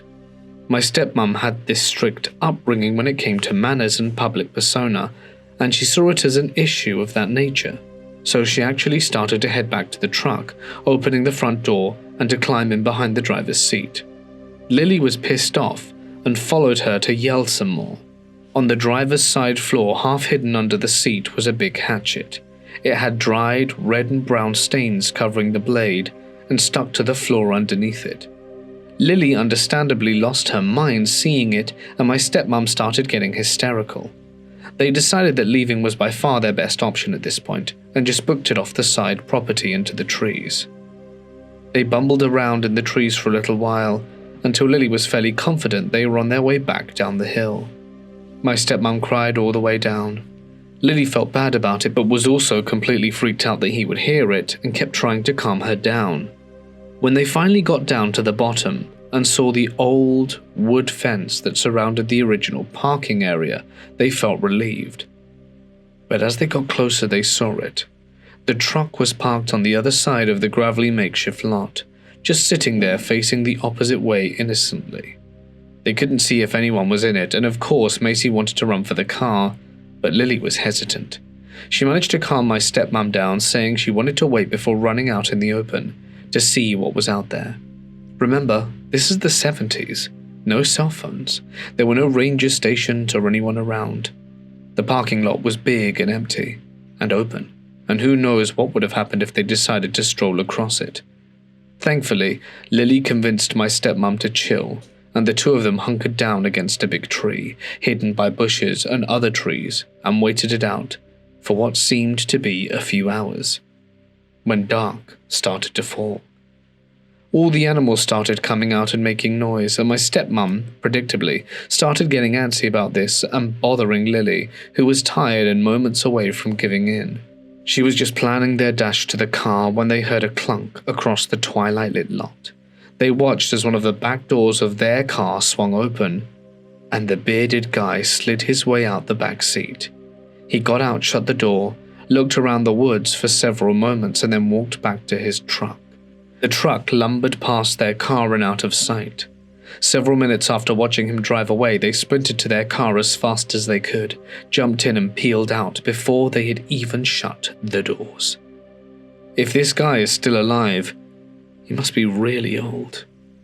But they obviously hoped to never meet him again. I was on the last train heading to a friend's house, making my way through the London Underground late at night. It was nearly midnight when the train pulled into Beacon Tree Station, my stop. The platform was eerily quiet, with only the faint hum of the train and the occasional distant echo breaking the silence. As I stepped off the train and began climbing the stairs, a strange sensation washed over me. It felt as though someone were right behind me, their presence almost tangible. I paused for a moment, trying to shake the feeling, but it only grew stronger. With each step, my heart began to race. Unable to ignore it longer, I spun around quickly, and that is when I saw her. Standing a few steps below me was a girl, a ghost. She had no face, and wore a blank, featureless expanse where her features should have been.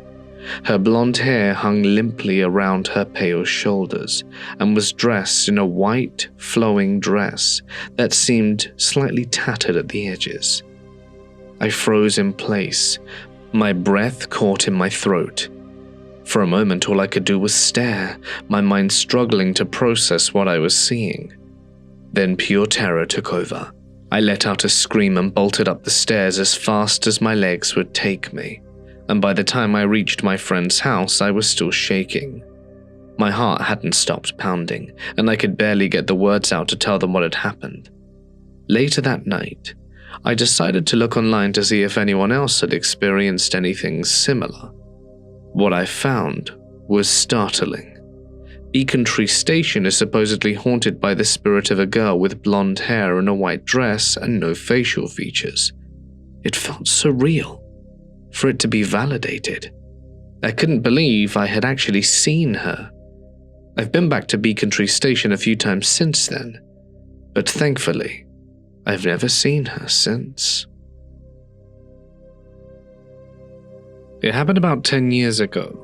My ex's old complex building had an accident in it, and when I returned from work, there were cops and an ambulance out front. She had called me at work to warn me and tell me she was fine, but that they were investigating something. You see, her apartment was at the end of the main floor hall, and there was blood traced along the wall. The cops couldn't reveal much other than it was a self-inflicted incident, and that no one in the building was in danger. A few weeks passed and we were getting home from dinner one evening when I was settled on the couch. I felt someone's eyes on me. My ex was in the bathroom behind me, and I looked to the window on my right, and sure enough there was a man standing there in what I later described to police as all in white. When he saw that I noticed him, he raised his hand up as if to say hello. I immediately screamed for my ex, and by the time she came out, he was gone. This was in Toronto, in not the nicest of areas, so we called the cops to report the incident, possible intruder or peeping Tom. When the cops came and took our report, they said they were going to do a search of the area and report back. Shortly after they left, they phoned to say that the space between the window and the fence behind it was physically too narrow for someone to squeeze back there.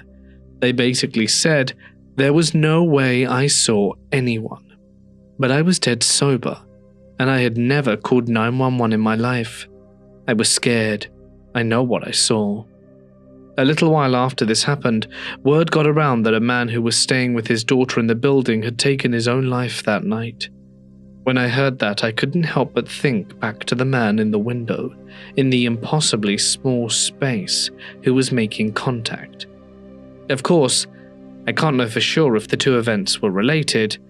I only had the encounter once while my ex was still living there, but still I can't help but feel that the man who passed away was making some sort of connection, but I don't know why. After my dad passed away, he visited me in a dream and told me things I literally had no way of knowing. Here's one of the only things I still remember, but first, context. My dad had 2 daughters with 2 different women before meeting my mum, and while she was aware of them before I was born, my dad had no relationship with either of them, and it was only after his death we learned of their existence. I can't blame my dad for hiding them, as their creations were, well, both traumatizing and wholesome. Let me explain. The oldest was an extremely abusive woman who takes after my grandmother. Grandma pushed the relationship on Dad, then helped the lady baby trap my dad and tried to guilt him into marrying her. While it worked for Grandma, aka this is literally what she did to my grandpa, it led to a very abusive childhood for my dad, so he understandably noped out of that one. The younger one was with a friend of his, though I'm unsure about the level of closeness. She had been in a very serious long-term relationship, but for reasons I don't know, they broke up. She had asked my dad to be her rebound, no strings attached, and he accepted. After they did the deed, she had sudden clarity that her ex was her soulmate, and it wasn't before long they were back together. They soon learned she was pregnant, and it came to light my dad was the father. He wasn't ready to be a dad, and those two wanted a family together anyway. Everyone just kind of agreed to pretend my dad wasn't the father. Okay, yeah, so obviously these aren't things you tell your 10-year-old daughter after he died. Sure, you mention the sisters because they might come to the funeral, but you don't explain the situations in which they came to be, nor do you tell them the names of the girls' mothers. There are many things he told me in that dream, and I recounted it all to my mum the next morning. There were lots of details I shouldn't have known, but I did. And these are all things that have been confirmed by multiple people. I don't remember what they were anymore, except for the thing about my sisters, but my mum brings it up all the time. Since then, I've regularly dreamt about people in my life who have passed or who are about to, including pets. Normally they tell me things about their life, any final messages they have, and if they're still alive, they pass within a few days. It's also worth mentioning that my dreams are normally very strange, extremely random, out of their things, so these oddly normal dreams which actually feel so vivid that I can't feel awake are an oddity to me. And they've happened so often, and accurately, that I can't believe they're anything other than those who have passed, or about to, paying me a visit. This happened around 2007, in a tiny, remote town in western New York. I was with my 2 friends, Jane and her boyfriend, John. We were out ghost hunting, nothing dramatic, just exploring old cemeteries, taking pictures, and see if anything would show up. At one point, Jane wanted a few more pictures, so John and I waited in my SUV while they wandered off into the older section of the cemetery with her flashlight. It was close to midnight. We were parked on a back road, and even though it was secluded, there were a few streetlights ahead on the road. Jane was behind us off to the right, but we could still see the bobbing of her flashlight. Everything was fine. Then it happened. John and I were both looking up ahead on the road when something just appeared. From under a streetlight on the left side of the road, a dark figure stepped into view. When I say dark, I don't mean dark as in silhouette. I mean a complete void of color, darker than anything I'd ever seen. It was human-shaped, but not human, with no features, no face, no texture. But what stood out the most was its hat, wide brim, flat top hat, almost like an old preacher's or undertaker's. We both froze. It took maybe 30 slow, deliberate steps, and then just before it reached the streetlight on the other side of the road, it morphed. It changed mid-step into the shape of a black cat, still that same featureless void, and disappeared silently into the open field beyond. John and I simply stared at each other. Neither of us could speak for a full 2 minutes, and when he finally did, all he could say was, You saw that too, right? We were just sitting there in stunned silence when Jane came back, knocking on the window. I couldn't even move to unlock the door. I managed to lift my hand just enough to hit the button. She opened the door and joked, "You look like you've both seen the devil himself." John, who's a big guy, tall and muscular, someone you don't expect to shake easily, was visibly trembling. His eyes were red with tears. All he could manage to say was, "Cat." I tried to explain what happened, but the words came out jumbled. My brain was still trying to make sense of it, error 404ing all over the place. Jane didn't know what to think. She kept saying things like, "This isn't funny anymore. You're starting to scare me." John was so disturbed, he insisted we stop at his church on the way home. We stood in front of the statue of the Virgin Mary, hands clasped, whispering prayers in the dark, while John pleaded out loud for protection. On the drive home, I remember thinking how crazy it all sounded even to me. Years later, I reconnected with Jane after we'd fallen out of touch. The first thing that came up, unsurprisingly, was that night. She said she hadn't forgotten it. In fact, right after it happened, for weeks, every single cross in her mother's house turned upside down, by itself, as Jane and John were living with her mother at the time. It didn't stop until her mum went through the house praying intensively in each room and blessing everything she could. So did something follow them from the cemetery? I don't know. Years passed. Jane and John moved out of state. We all got on with our lives, more or less. Then one day, recently, something strange happened. I shared this story on Reddit, not thinking much of it, just wanting to get it out of my system. Later that day, our 16-year-old cat, my beloved pet, died suddenly in my arms. He hadn't been sick. It just happened, and I was heartbroken. My husband shared the news on Facebook, and not long after, Jane texted me, saying she was sorry. She then added that her family's 8-year-old dog had also died that very same day just earlier. And then Kelly, another friend who heard the story, messaged me that her 6-year-old completely healthy dog had also died that same day. 3 animals, 3 homes, 3 states, all gone within hours of each other. After I told the story again, I haven't told Jane, I published it online, and I'm not sure I ever will. A part of me desperately wants answers. But another part of me, the part that still wakes up at night remembering the dark void, the shape of a man, that part thinks perhaps I'm better off not knowing. This happened 2 summers ago, while I was house sitting out in California for an older couple I had met at a conference for work. It seemed like a dream scenario. The couple wanted to vacation in Hawaii for 2 weeks, but didn't want to board their cats, and I had been chatting with them about wanting to visit California again where they happened to live, because I had loved it the first time I went, and we figured that we could mutually benefit if I came out and house sat for them. So I flew out there, and they showed me around for a few days, taught me how to care for the cats, 2 of them, one was extremely shy and I barely saw, which is important later, and their plants, gave me access to their house and cars. These people were so generous, and before I knew it, I had dropped them off at the airport and was on my own. At first, it really was the dream vacation. I was staying in Oakland and making forays to San Fran, Santa Ma, Monterey.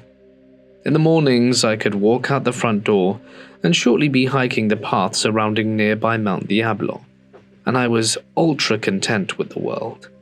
I was so enamored by the area that I had actually started looking into taking some steps to relocate out there. But then one day, about halfway through my final week, when I got back to the house, I felt really odd, almost like I shouldn't go inside. I shook it off and went inside anyway, because it was getting late and I needed to put out dinner for the cats.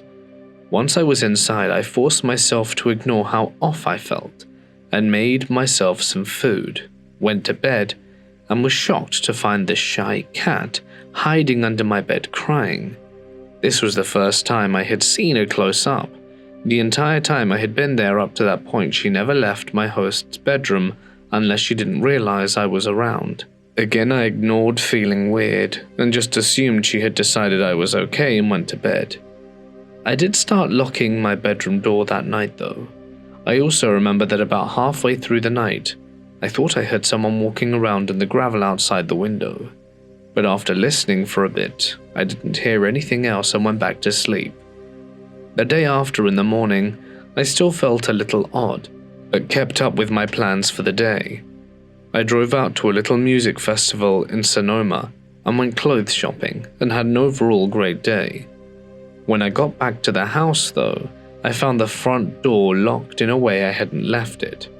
Basically, my host never locked the deadbolt, only the lower, second lock, and that's the only lock my key worked on, so I never messed with the deadbolt, but it was definitely locked. I had to call my hosts and find the hider key, which to their credit, safety-wise, was buried like a whole foot underneath a bush outside and had definitely not been unearthed for a long time. So I used that, went inside and kept the key with me just in case it happened again. And it did, but with a different door. This time I had stepped out into the garage to get a drink, and when I turned around to go back into the house, the door was shut and locked. I could use my normal key on that door, but I was still quite bewildered. My own cats are whack, so I think in my mind I was trying to come up with a way the cats could be locking me out of the house, but I was coming up empty. I decided I must have misunderstood how the locks worked, and just wrote it off and started checking and triple-checking locks when I went out of the house or into the garage. That night when I went to bed, the really awful feeling of unease was still there, and so was the shy cat, who was clearly unhappy to see me but also wouldn't leave my room. But again, I just locked my bedroom door and went to sleep.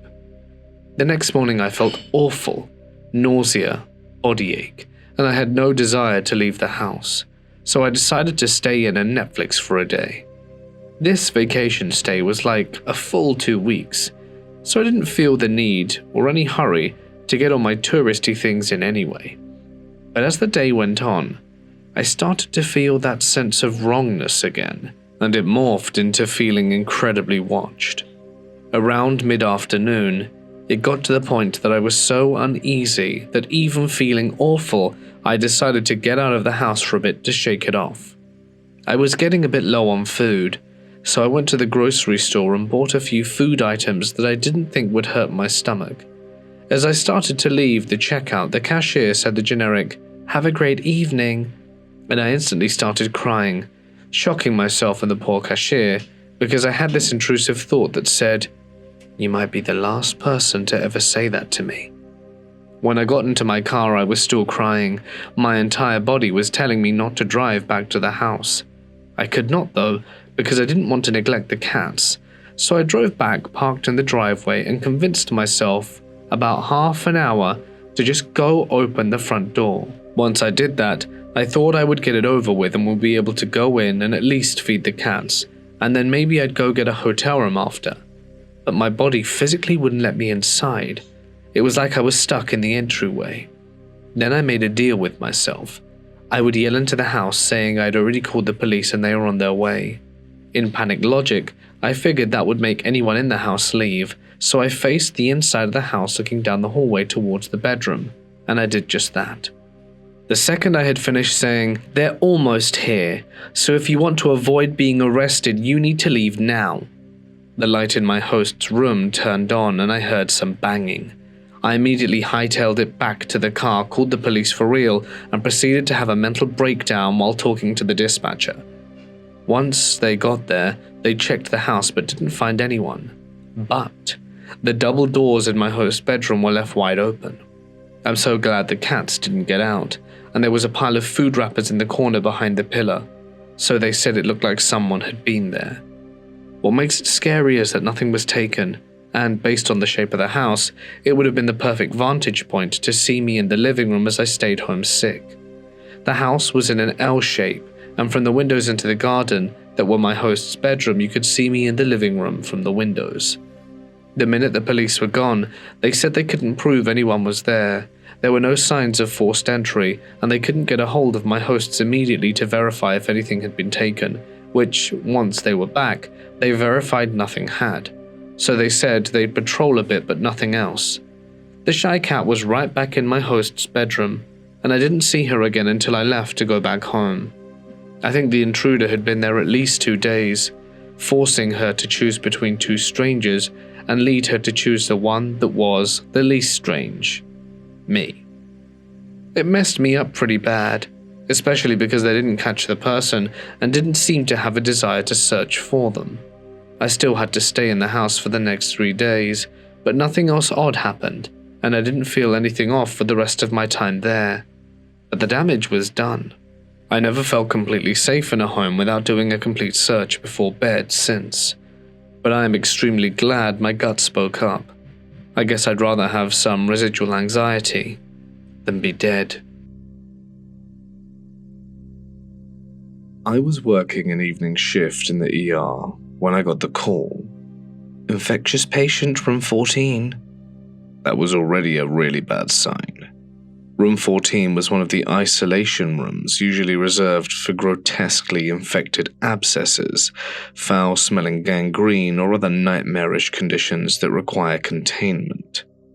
The nurse briefing me looked pale. It's an older man, bilateral venous ulcers. They're infected. And... She hesitated, her lips pressing into a tight line.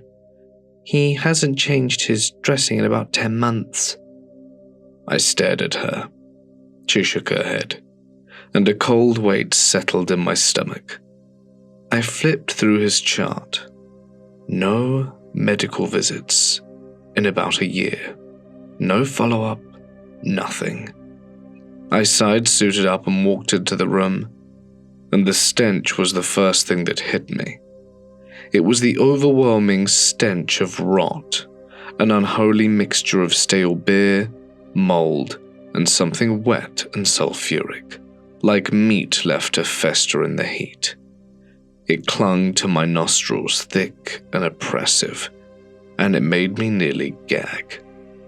The man sat on the examining table, looking annoyed. His clothes were stiff with grime. His skin had a greyish, unhealthy pallor.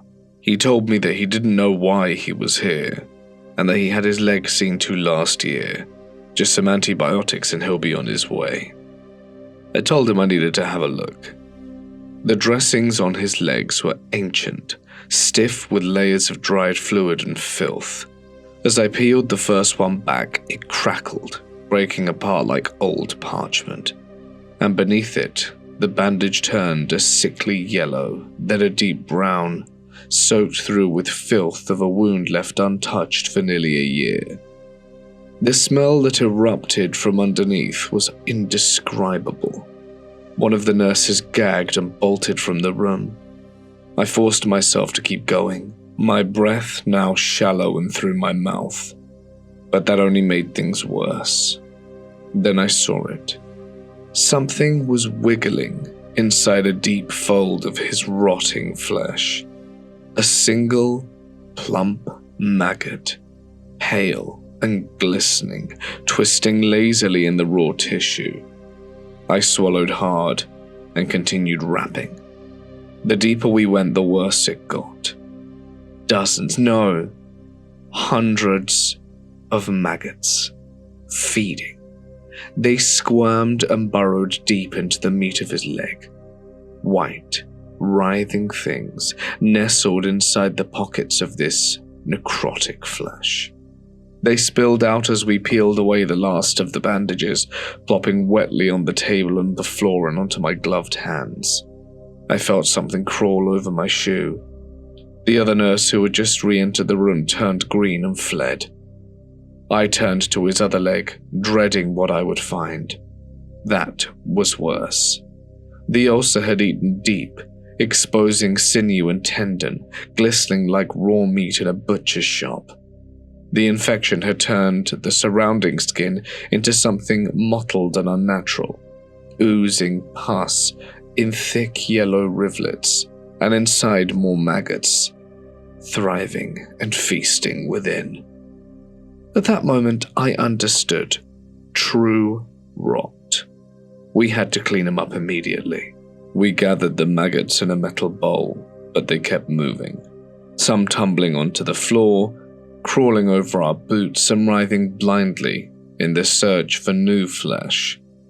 I felt them squirming too close to my exposed wrist and fought the urge to shudder. We hosed him down before sending him to surgery, striping away the rotting, maggot-infested flesh until only viable tissue remained. Then he was fitted with vacuum dressings to suck out the infection. We discharged him a few days later with strict follow-ups, knowing full well that if he didn't take care of himself, he'd be in a much worse state than he was in now. And we never saw him again. A little backstory. My father lived with us for a while, 6 months before he passed. He was a drug addict, and over time his addiction turned him violent. We had no choice but to force him out. And that was the last we saw of him. He didn't go peacefully. Since his passing, we've lost 3 more family members. Grief has settled into the walls of our home, thick and suffocating. The air feels heavy, the energy is wrong, and in the past few months, strange things have started happening. My father installed our ceiling fan years ago. It always had a habit of turning on randomly, but after he passed, it became a daily occurrence. Always full blast, sometimes in sync with the TV. At first I thought it was just faulty wiring, but then I noticed something odd. My dad had taped a small screw to the back of the remote to keep the battery cover on it. I'd placed the remote on the table, turned my back, and suddenly click, the TV and fan would switch on. Sometimes I'd have to turn the TV off multiple times before it stayed off. Then one day, my mum cancelled our cable and returned the remote to the provider, and the TV never turned on by itself again. But the ceiling fan still does. We keep my father's ashes on top of our china cabinet, surrounded by a few framed photos of him. The photos refused to stay up. One by one they'd fall, sometimes landing face down, sometimes skidding across the floor. The final straw was a framed picture of my parents. It plummeted to the ground, the glass shattering on impact, and the photo inside was ruined. My mum took that as a sign and removed the rest. The last picture that shattered, it was the one my father had found in storage, right before we forced him out the house. When my partner and I are home alone, we often hear things. For example, cabinet doors slamming, the front and back doors opening and shutting, the unmistakable scrape of chairs moving in the kitchen, drawers being rummaged through and then slammed shut. Of course, each time we investigate, we find nothing. The animals are either asleep in another room or within our sight. And then there are the voices. They come when I'm in the shower, home alone. Faint murmurs just outside the bathroom. Sometimes I convince myself it's just the house settling, until I catch movement in my peripheral vision. Flickers of shadows, something lurking just out of sight. And then the other day, I saw it clearly, a brown humanoid-shaped figure standing in my kitchen. Yesterday was my aunt's funeral. She was young. Her passing was sudden, and we were all taking it quite hard. That night, my partner and I sat out on the back porch for hours, just talking. The yard was fenced in, and our dog lay calmly beside us. Then, in the middle of my sentence, footsteps. Loud, purposeful, and approaching fast. And then came the growl. It wasn't an animal growl, but it wasn't human either. It was something in between deep, guttural, and wrong. The second we heard it, every instinct screamed at us to run. We bolted inside, slamming the door shut. My heart was pounding. The hair on my neck stood on end. 10 minutes later, I worked up the nerve to check the yard. There was nothing. No broken fence. No sign of movement. If it had been an intruder, our dog, who had been beside us the entire time, would have reacted. She would have run at them. She would have barked. She would have done something. But she hadn't moved. Later, we talked to my mum about what happened. She just nodded and was like, "Yeah, I've heard it too." We have no explanation. We're not sure we want one. Here's a story my dad told me about something really strange he experienced. When I was little, our extended family decided to go on a trip together, about 15 of us in total. We rented a bus and hit the road. It was one of those big family outings that are fun but chaotic. I don't remember much since I was a kid, but this story has been told at so many family gatherings that it's like legend now. We reached our destination, which was this big, beautiful lake surrounded by mountains. The plan was to set up tents near the lake and have a huge barbecue. The weather was perfect at first and everyone was in high spirits. The adults were grilling, the kids were playing by the water. It was a great time. But then out of nowhere the sky turned dark, thick clouds rolled in, and before we knew it, it was really pouring. It was one of those sudden storms where the rain is so heavy you can barely see a few feet ahead. Our tents didn't stand a chance. Water started seeping in, and it was clear we weren't going to be sleeping in them that night. So we all piled back into the bus to stay dry. The adults weren't ready to call it a night though. They set up an impromptu party at the front of the bus, cracking open beers and passing around snacks. As the night went on, most people started to drift off to sleep. Eventually, only my dad and my uncle were left awake, still chatting and having a few drinks. It was well past midnight when they heard this faint tapping sound coming from outside the bus. At first, they thought it was just the rain, or maybe some branches hitting the side of the bus. But the tapping was constant, like someone knocking. Curious and a bit unnerved, my dad got up and peeked through the window, and what he saw gave him chills. Standing outside, in the torrential rain, was a young woman wearing a raincoat. She didn't have an umbrella, and was completely soaked. Her hair was dripping wet, and she was just standing there staring at the bus. My dad and uncle exchanged glances. "The hell's a woman doing out there at this hour?" my uncle whispered.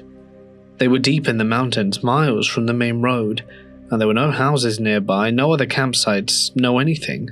It simply didn't make sense. Feeling a mixture of concern and unease, my dad cracked open the window a bit and called out, "Are you okay? Do you need help?" The woman looked up at him with a blank expression.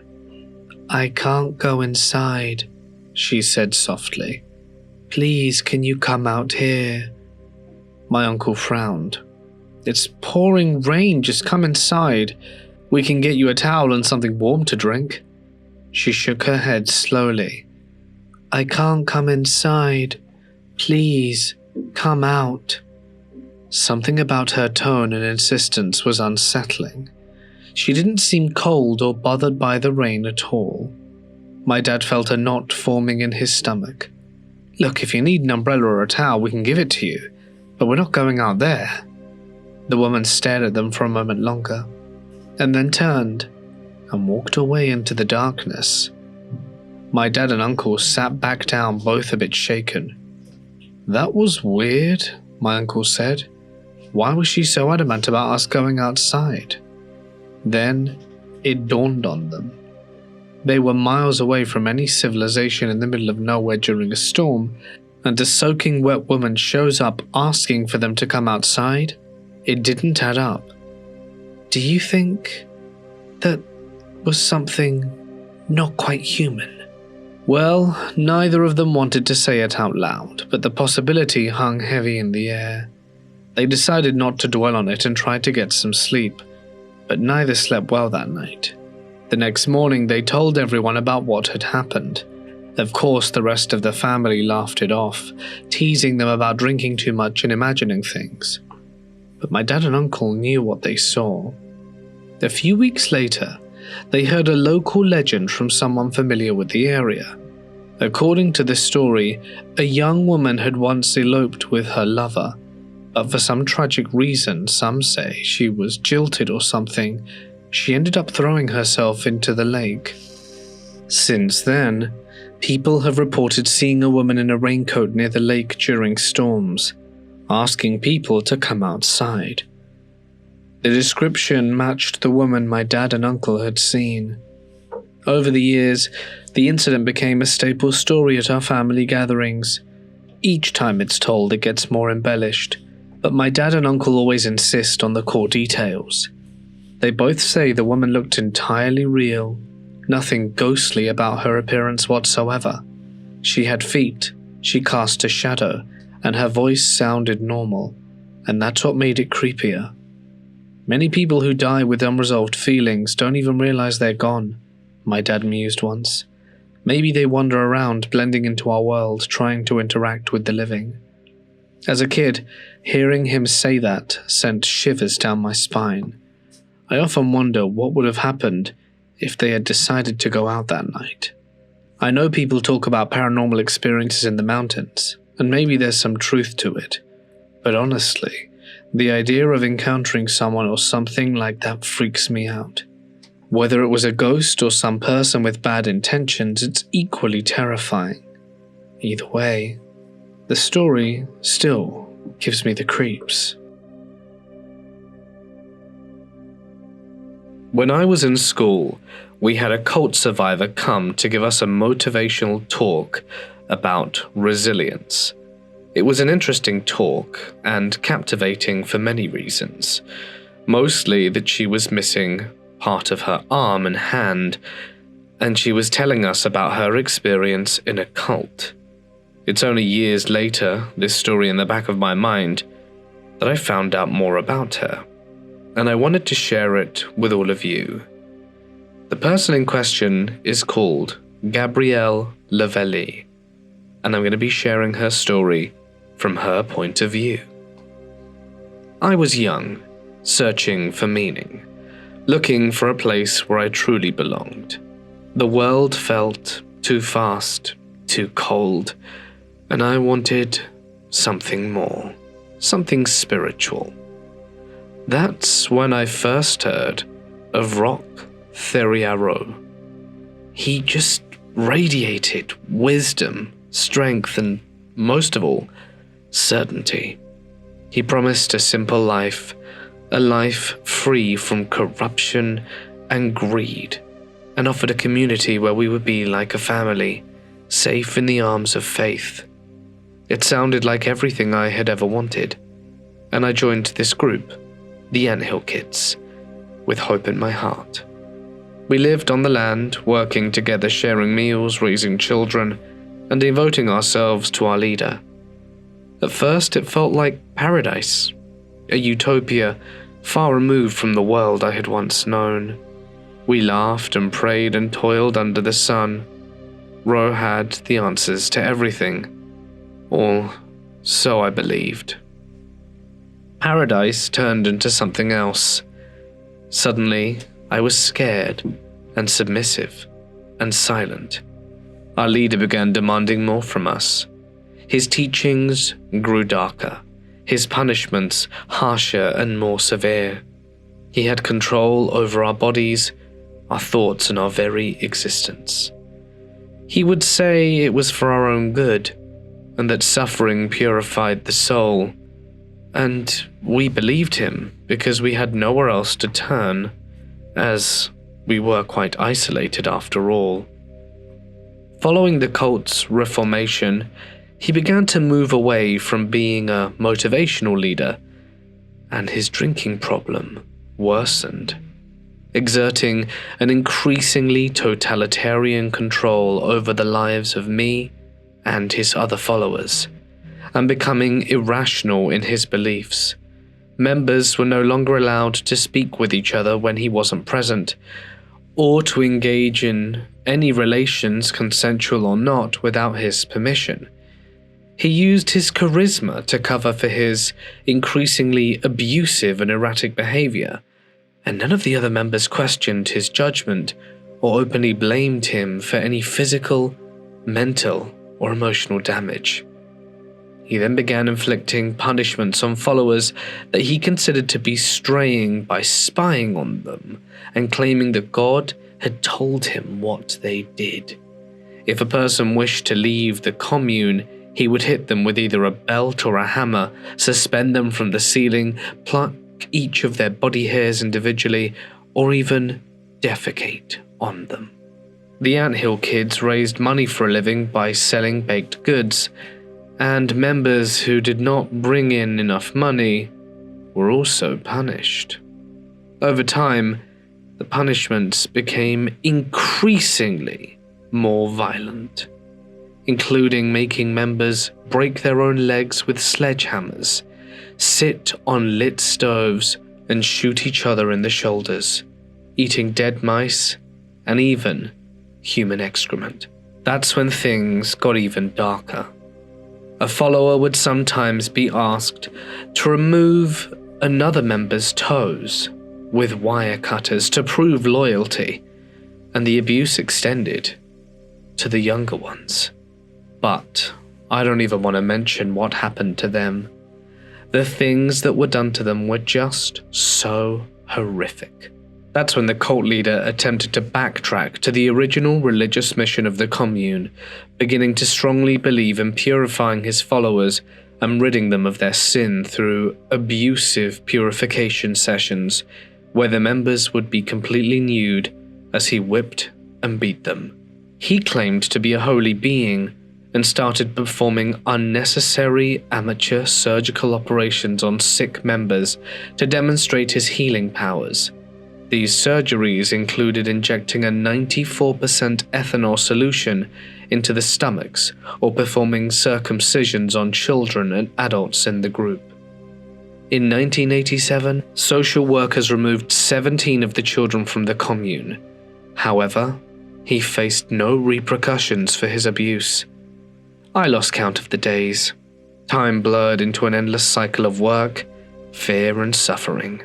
My body was weak, my spirit crushed, and what had once been a paradise had been morphed into this hideous place I couldn't escape from. And my mind clung to the hope that there had to be something beyond this, there had to be a way out. But there was nowhere to run, no one to help us. We were isolated in the middle of nowhere. Then the very worst thing happened. In 1989, Solange had an amateur surgery performed on her without anesthesia. He punched her in the stomach and forced a plastic tube into her rectum to perform a crude enema. Our beloved cult leader then removed part of her intestines and had me stitch her up with needle and thread, and had the other woman shove a tube down her throat to blow through it. Of course, she died the very next day. But our cult leader, as charismatic as he was, claimed to have the power of resurrection. And, unsurprisingly, did not manage to resurrect her the next day, and had her buried a short distance away. Then came the day that changed my life forever. He told me I had sinned. I wasn't sure how or why, but that didn't matter. He had already decided my punishment. I was going to be made an example of.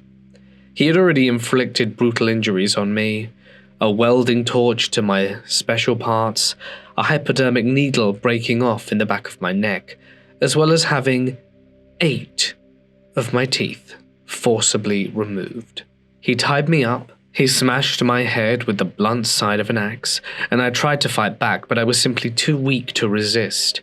I tried to flee, but was caught and brought back, and to make sure I would never try again, he removed one of my fingers, pinned my hand to a wooden table, and then used a hunting knife to amputate my arm. I thought I would die, and maybe part of me did. I remember the silence that followed, the way the others looked away, Unable to meet my eyes, no one would defy him, no one would help me. I collapsed, blood pooling around me, and he cauterized the wound himself. I should have died there. I should have accepted my fate like so many before me, but something inside me refused to let go. I had an even stronger will to survive. I had to leave. I had to find a way out before there was nothing left of me. It took time and courage, but when I had the opportunity, I fled, my mind clouded by the instinct to survive. Somehow I reached the outside world. People who had no idea what I had been through took me in and listened to what I told them. When I shared my story with them and the police, it wasn't before long that our glorious cult leader was arrested and put behind bars. And in the year 2011, on February 26th at age 63, his life was taken by his cellmate. But I'll never be able to recover that part of my arm, hand, or the horror that he put me through. Be careful out there. Religion can be a great thing, a great comfort to many people. But if you hear someone claiming they're the new Messiah, run.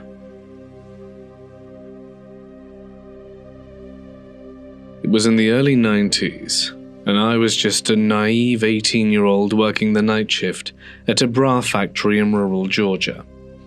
The factory was a lonely place after hours, with only a skeleton crew of about 15 people who mostly kept to themselves like I did. I was fresh out of high school, filled with an odd mix of youthful arrogance and ignorance.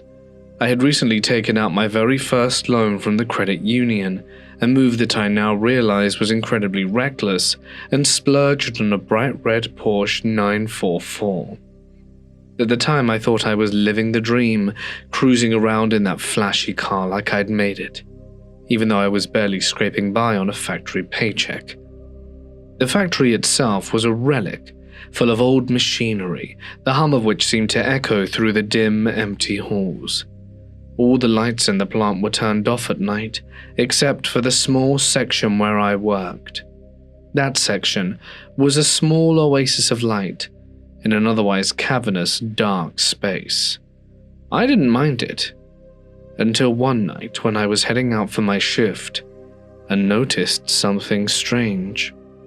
As I was walking out to my Porsche, I saw that one of the company trucks outside had its interior lights on.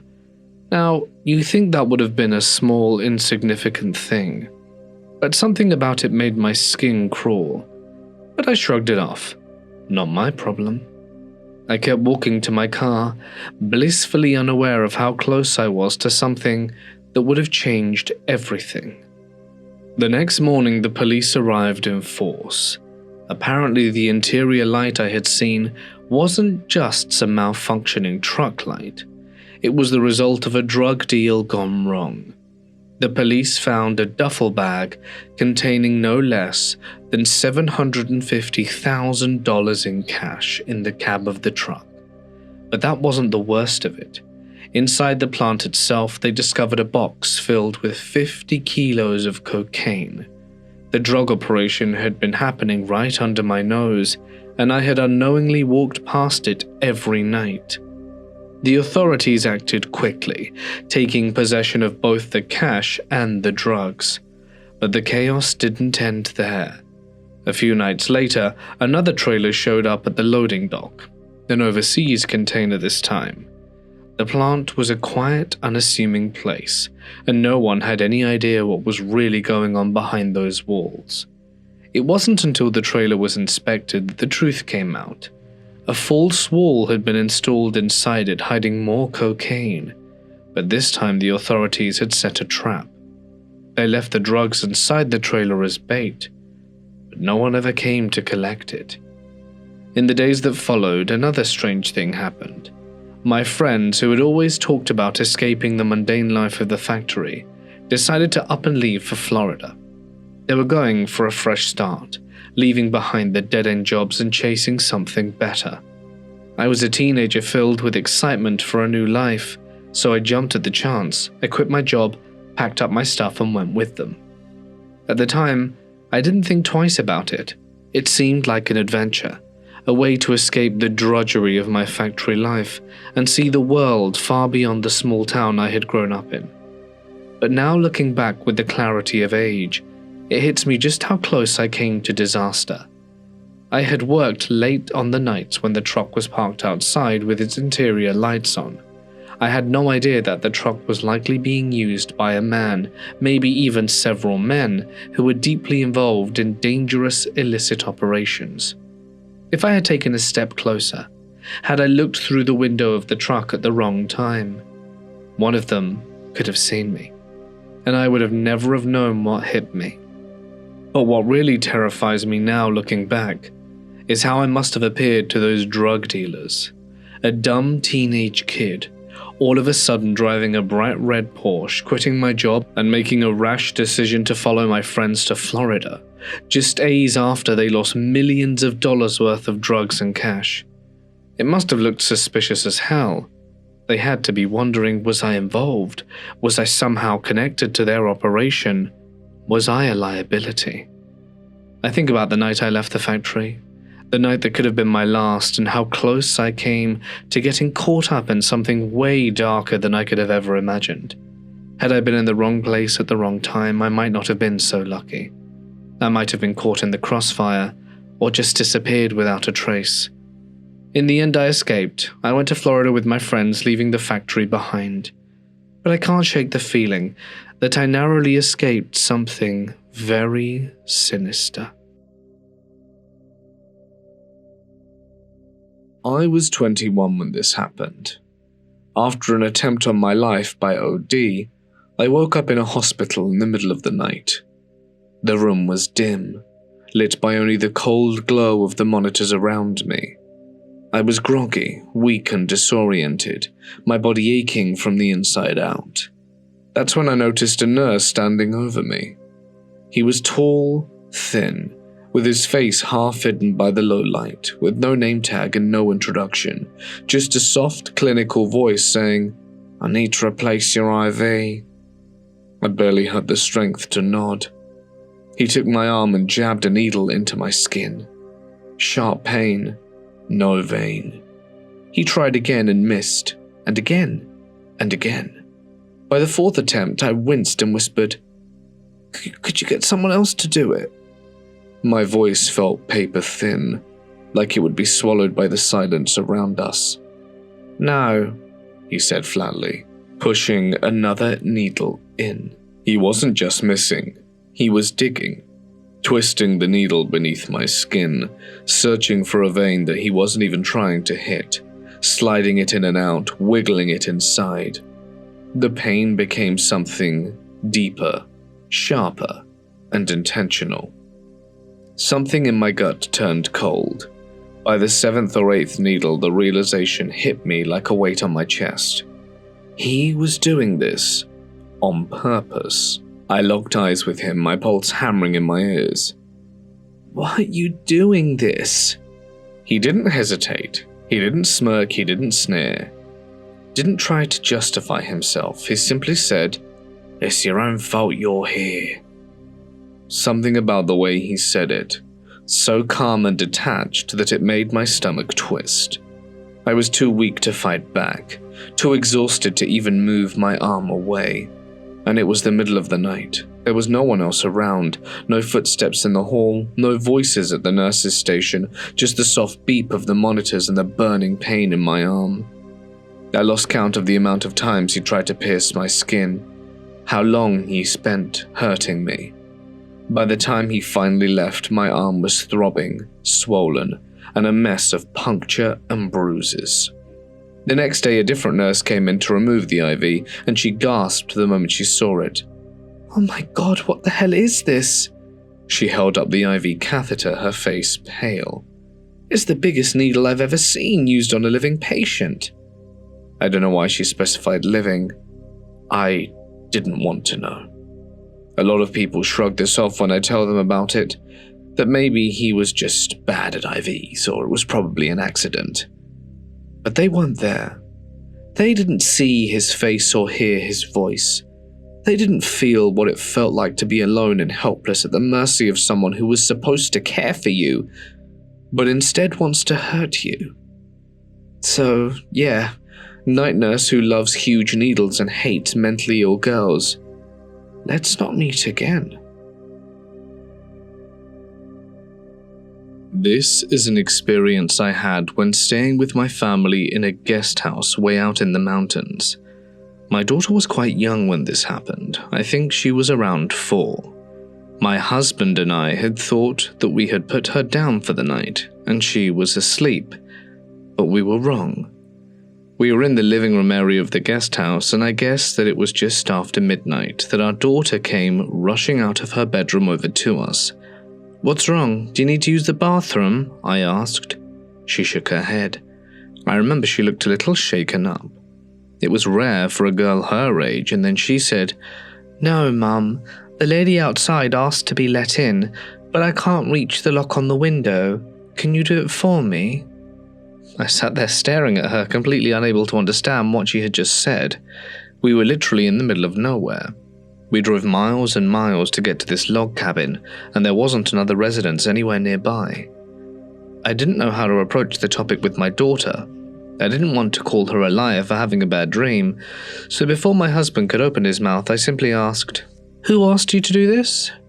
As soon as the words left my mouth, concern inside me began to bloom. My question to my daughter boomed repeatedly in my head. My daughter seemed to sense my distress, and I'll be honest with you, I didn't think I hid my concern very well. "The lady. She hurt her head and she's outside the window. She's banging on the glass, Mum." I shot a glance over to my husband and we jumped to our feet and marched straight into the room that my daughter was sleeping in. I went to turn the light on, but instead my husband stopped me. He said if there was someone out there, then we'd be able to see them better with the light off. I saw something against the window. There was this shadow, like a mist or smoke. It looked like the rough outline of a person, and in an instant it was gone, like it had dissipated. My husband asked us to wait inside with the door locked while he went out to check the situation. My daughter then added, "The lady was sad, Mum. She looked hurt. And it looked like she had horns too." I was very, very frightened at the idea that there might be someone out there trying to persuade my child to let them in, and equally frightened that I might have just had an encounter with the supernatural. My husband eventually returned from checking outside. I didn't see anyone there, no footprints either. I mean, the gravel around the whole thing, sure we would have heard someone run off, right? "And I didn't hear a thing," he said. I went by the door while he stood there. I held my daughter's hand tightly as I approached. The door was open and my husband went to close it, but I stopped him. I wanted one good look out there. All I could see was the dark sea of trees. The tree line was about 20 feet from the cabin, and all I could think of is that she must be hiding. The bugs chirped and the wind blew. It was at that point I shut the door. If someone needed help, like my daughter said the woman did, surely they would have come back when the door was wide open. We all slept in the same bed that night, and thankfully nothing else suspicious happened. I will say that I was completely on edge until we left that cabin. It's the scariest thing that has ever happened to me. I wonder who that strange lady was, and what she wanted with my daughter, and the true intention of why she wanted to be let in. I was around 8 years old when this happened.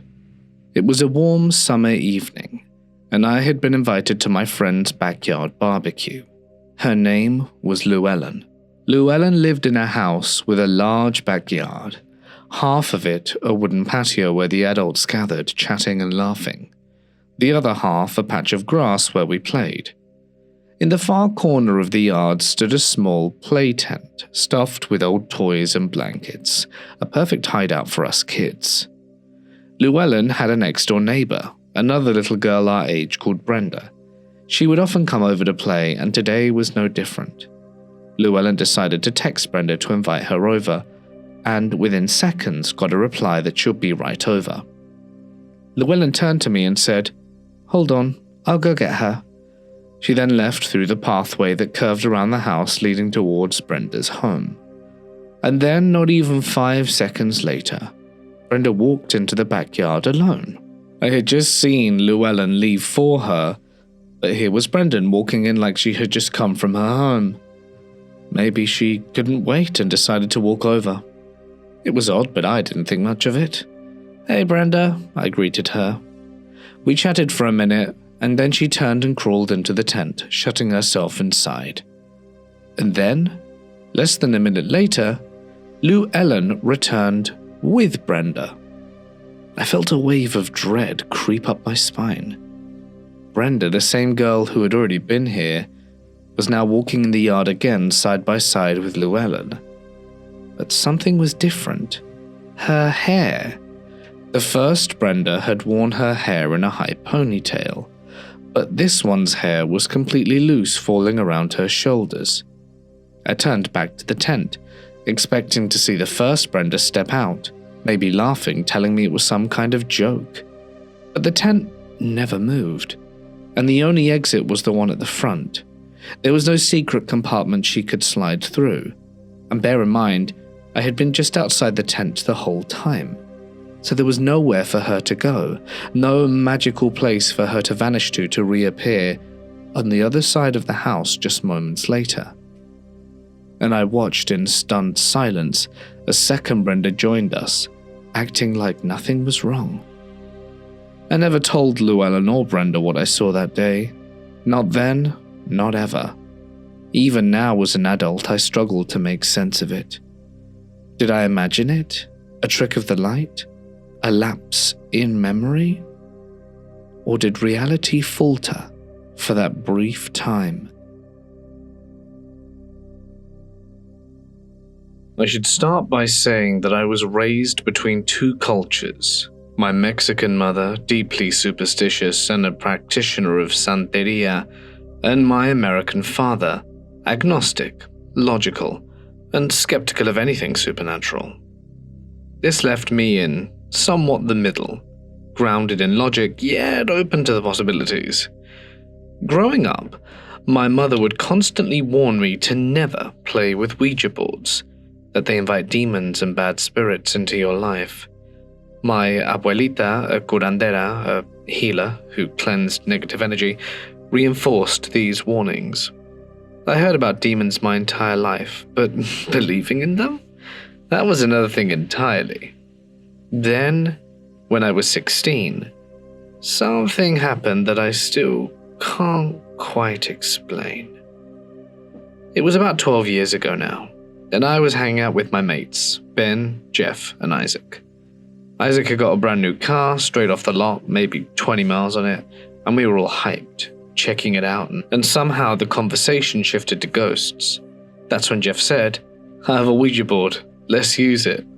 So we did. Under the glow of a lone street lamp in the middle of a quiet suburban neighborhood in Oklahoma City, we set it up in the road. It was probably around 10 p.m. We placed our fingers on the planchette and waited. Nothing. We laughed it off as BS and decided to take Isaac's new car for a drive down some back roads on the outskirts of the city. Just 4 dumb teenagers looking for a thrill. I sat in the front passenger seat, staring ahead as Isaac drove. Ben and Jeff were talking about something stupid in the back, their voices a low murmur. Outside, the road stretched in front of us stark and empty. We were in a remote wooded area, the pavement smooth under the high beams, and then a loud pop. The car lurched, and a horrible grinding noise followed. Isaac immediately pulled over. He grabbed a small flashlight from his keychain and stepped out to inspect the damage. I followed, my stomach already uneasy. My passenger side tire, my side, was completely flat. But it wasn't just punctured. The rubber had been slashed. 3 long, jagged marks gouged deep into the side. I ran my hand along the slashes. They weren't clean like a knife. They were rough and torn, as if something had clawed through it. Isaac and I stood there staring at the road. There had been nothing. No debris, no branches, nothing we could have run over. and it was an equinox. We sat high enough to see everything. He was pissed. His brand new car. Go figure. As he moved to open the trunk for the spare, it happened again. Another pop. I sprinted around the car and Isaac was clutching his leg, his face twisted in shock. He pulled down his pant leg and stomach dropped. 3 long, deep scratches ran down his ankle and calf. Blood beaded along the wound. The driver's side rear tire slashed in the same way as the front. Then bolted back into his car, slamming the door shut. Jeff followed frantically, locking the doors, and Isaac and I stood frozen for a moment, our breath visible in the cool night air. My mind raced, torn between 2 thoughts. It's just an animal, a feral cat or something. But no animal did this. Finally, we scrambled back into the car, locking the doors behind us. Inside, the silence was suffocating. No one spoke. The only sound was our own ragged breathing. Isaac called AAA, and we waited in tense silence until the tow truck arrived. When I got home, I told my mum everything. She didn't even hesitate. She took me straight to my abuelita's house. They cleansed me, whispered prayers over me, burnt herbs, and recited Roman Catholic blessings. But the nightmares still came. For years after that night, I suffered from sleep paralysis, which is something I'd never had before. I'd be unable to move, as if a heavy presence were looming over me.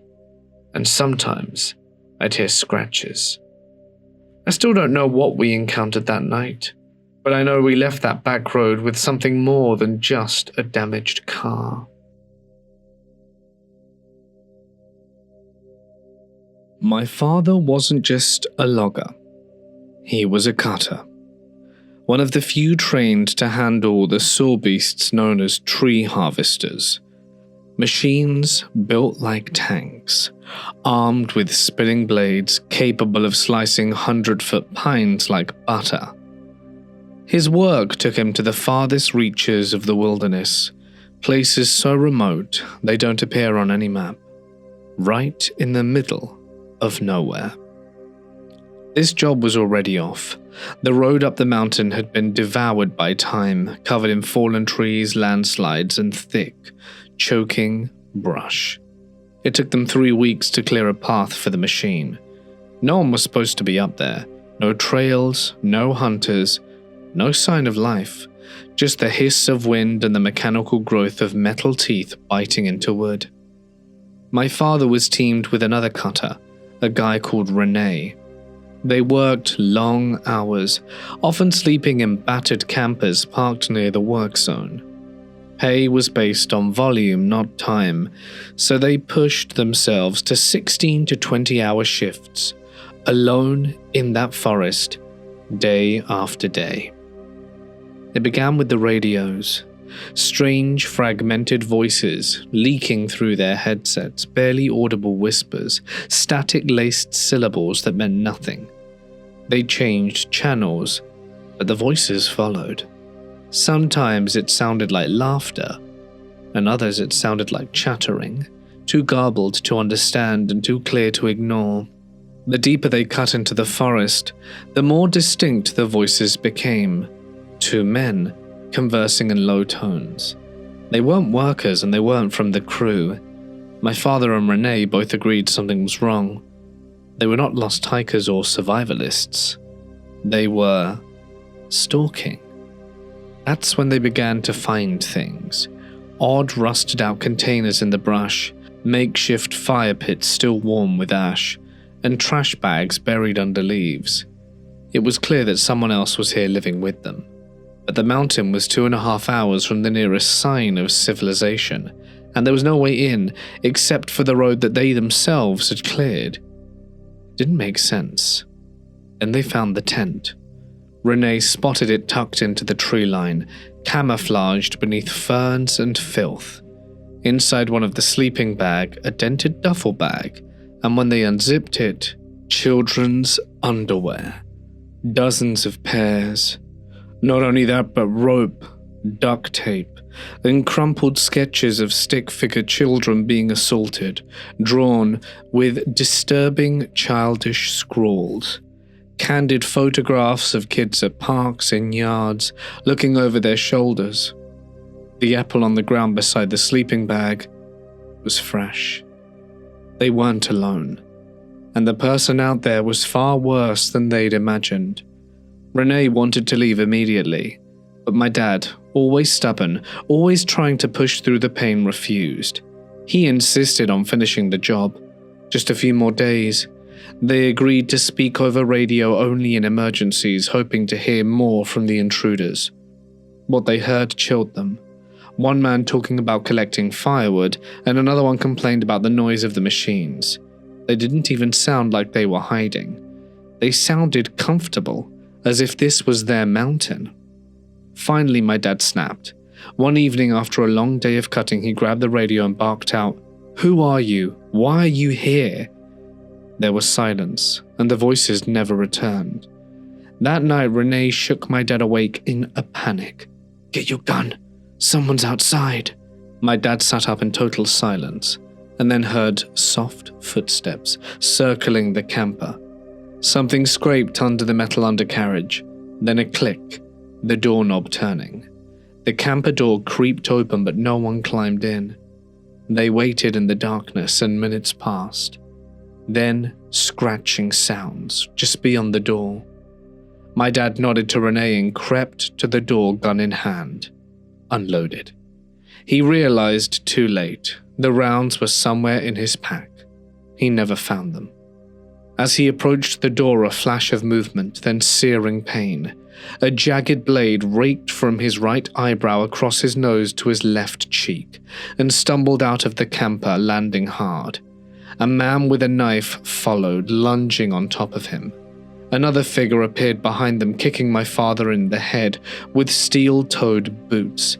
Dazed and nearly unconscious, he saw Renee leap from the camper and tackle the attacker. The second man fled into the woods like a ghost.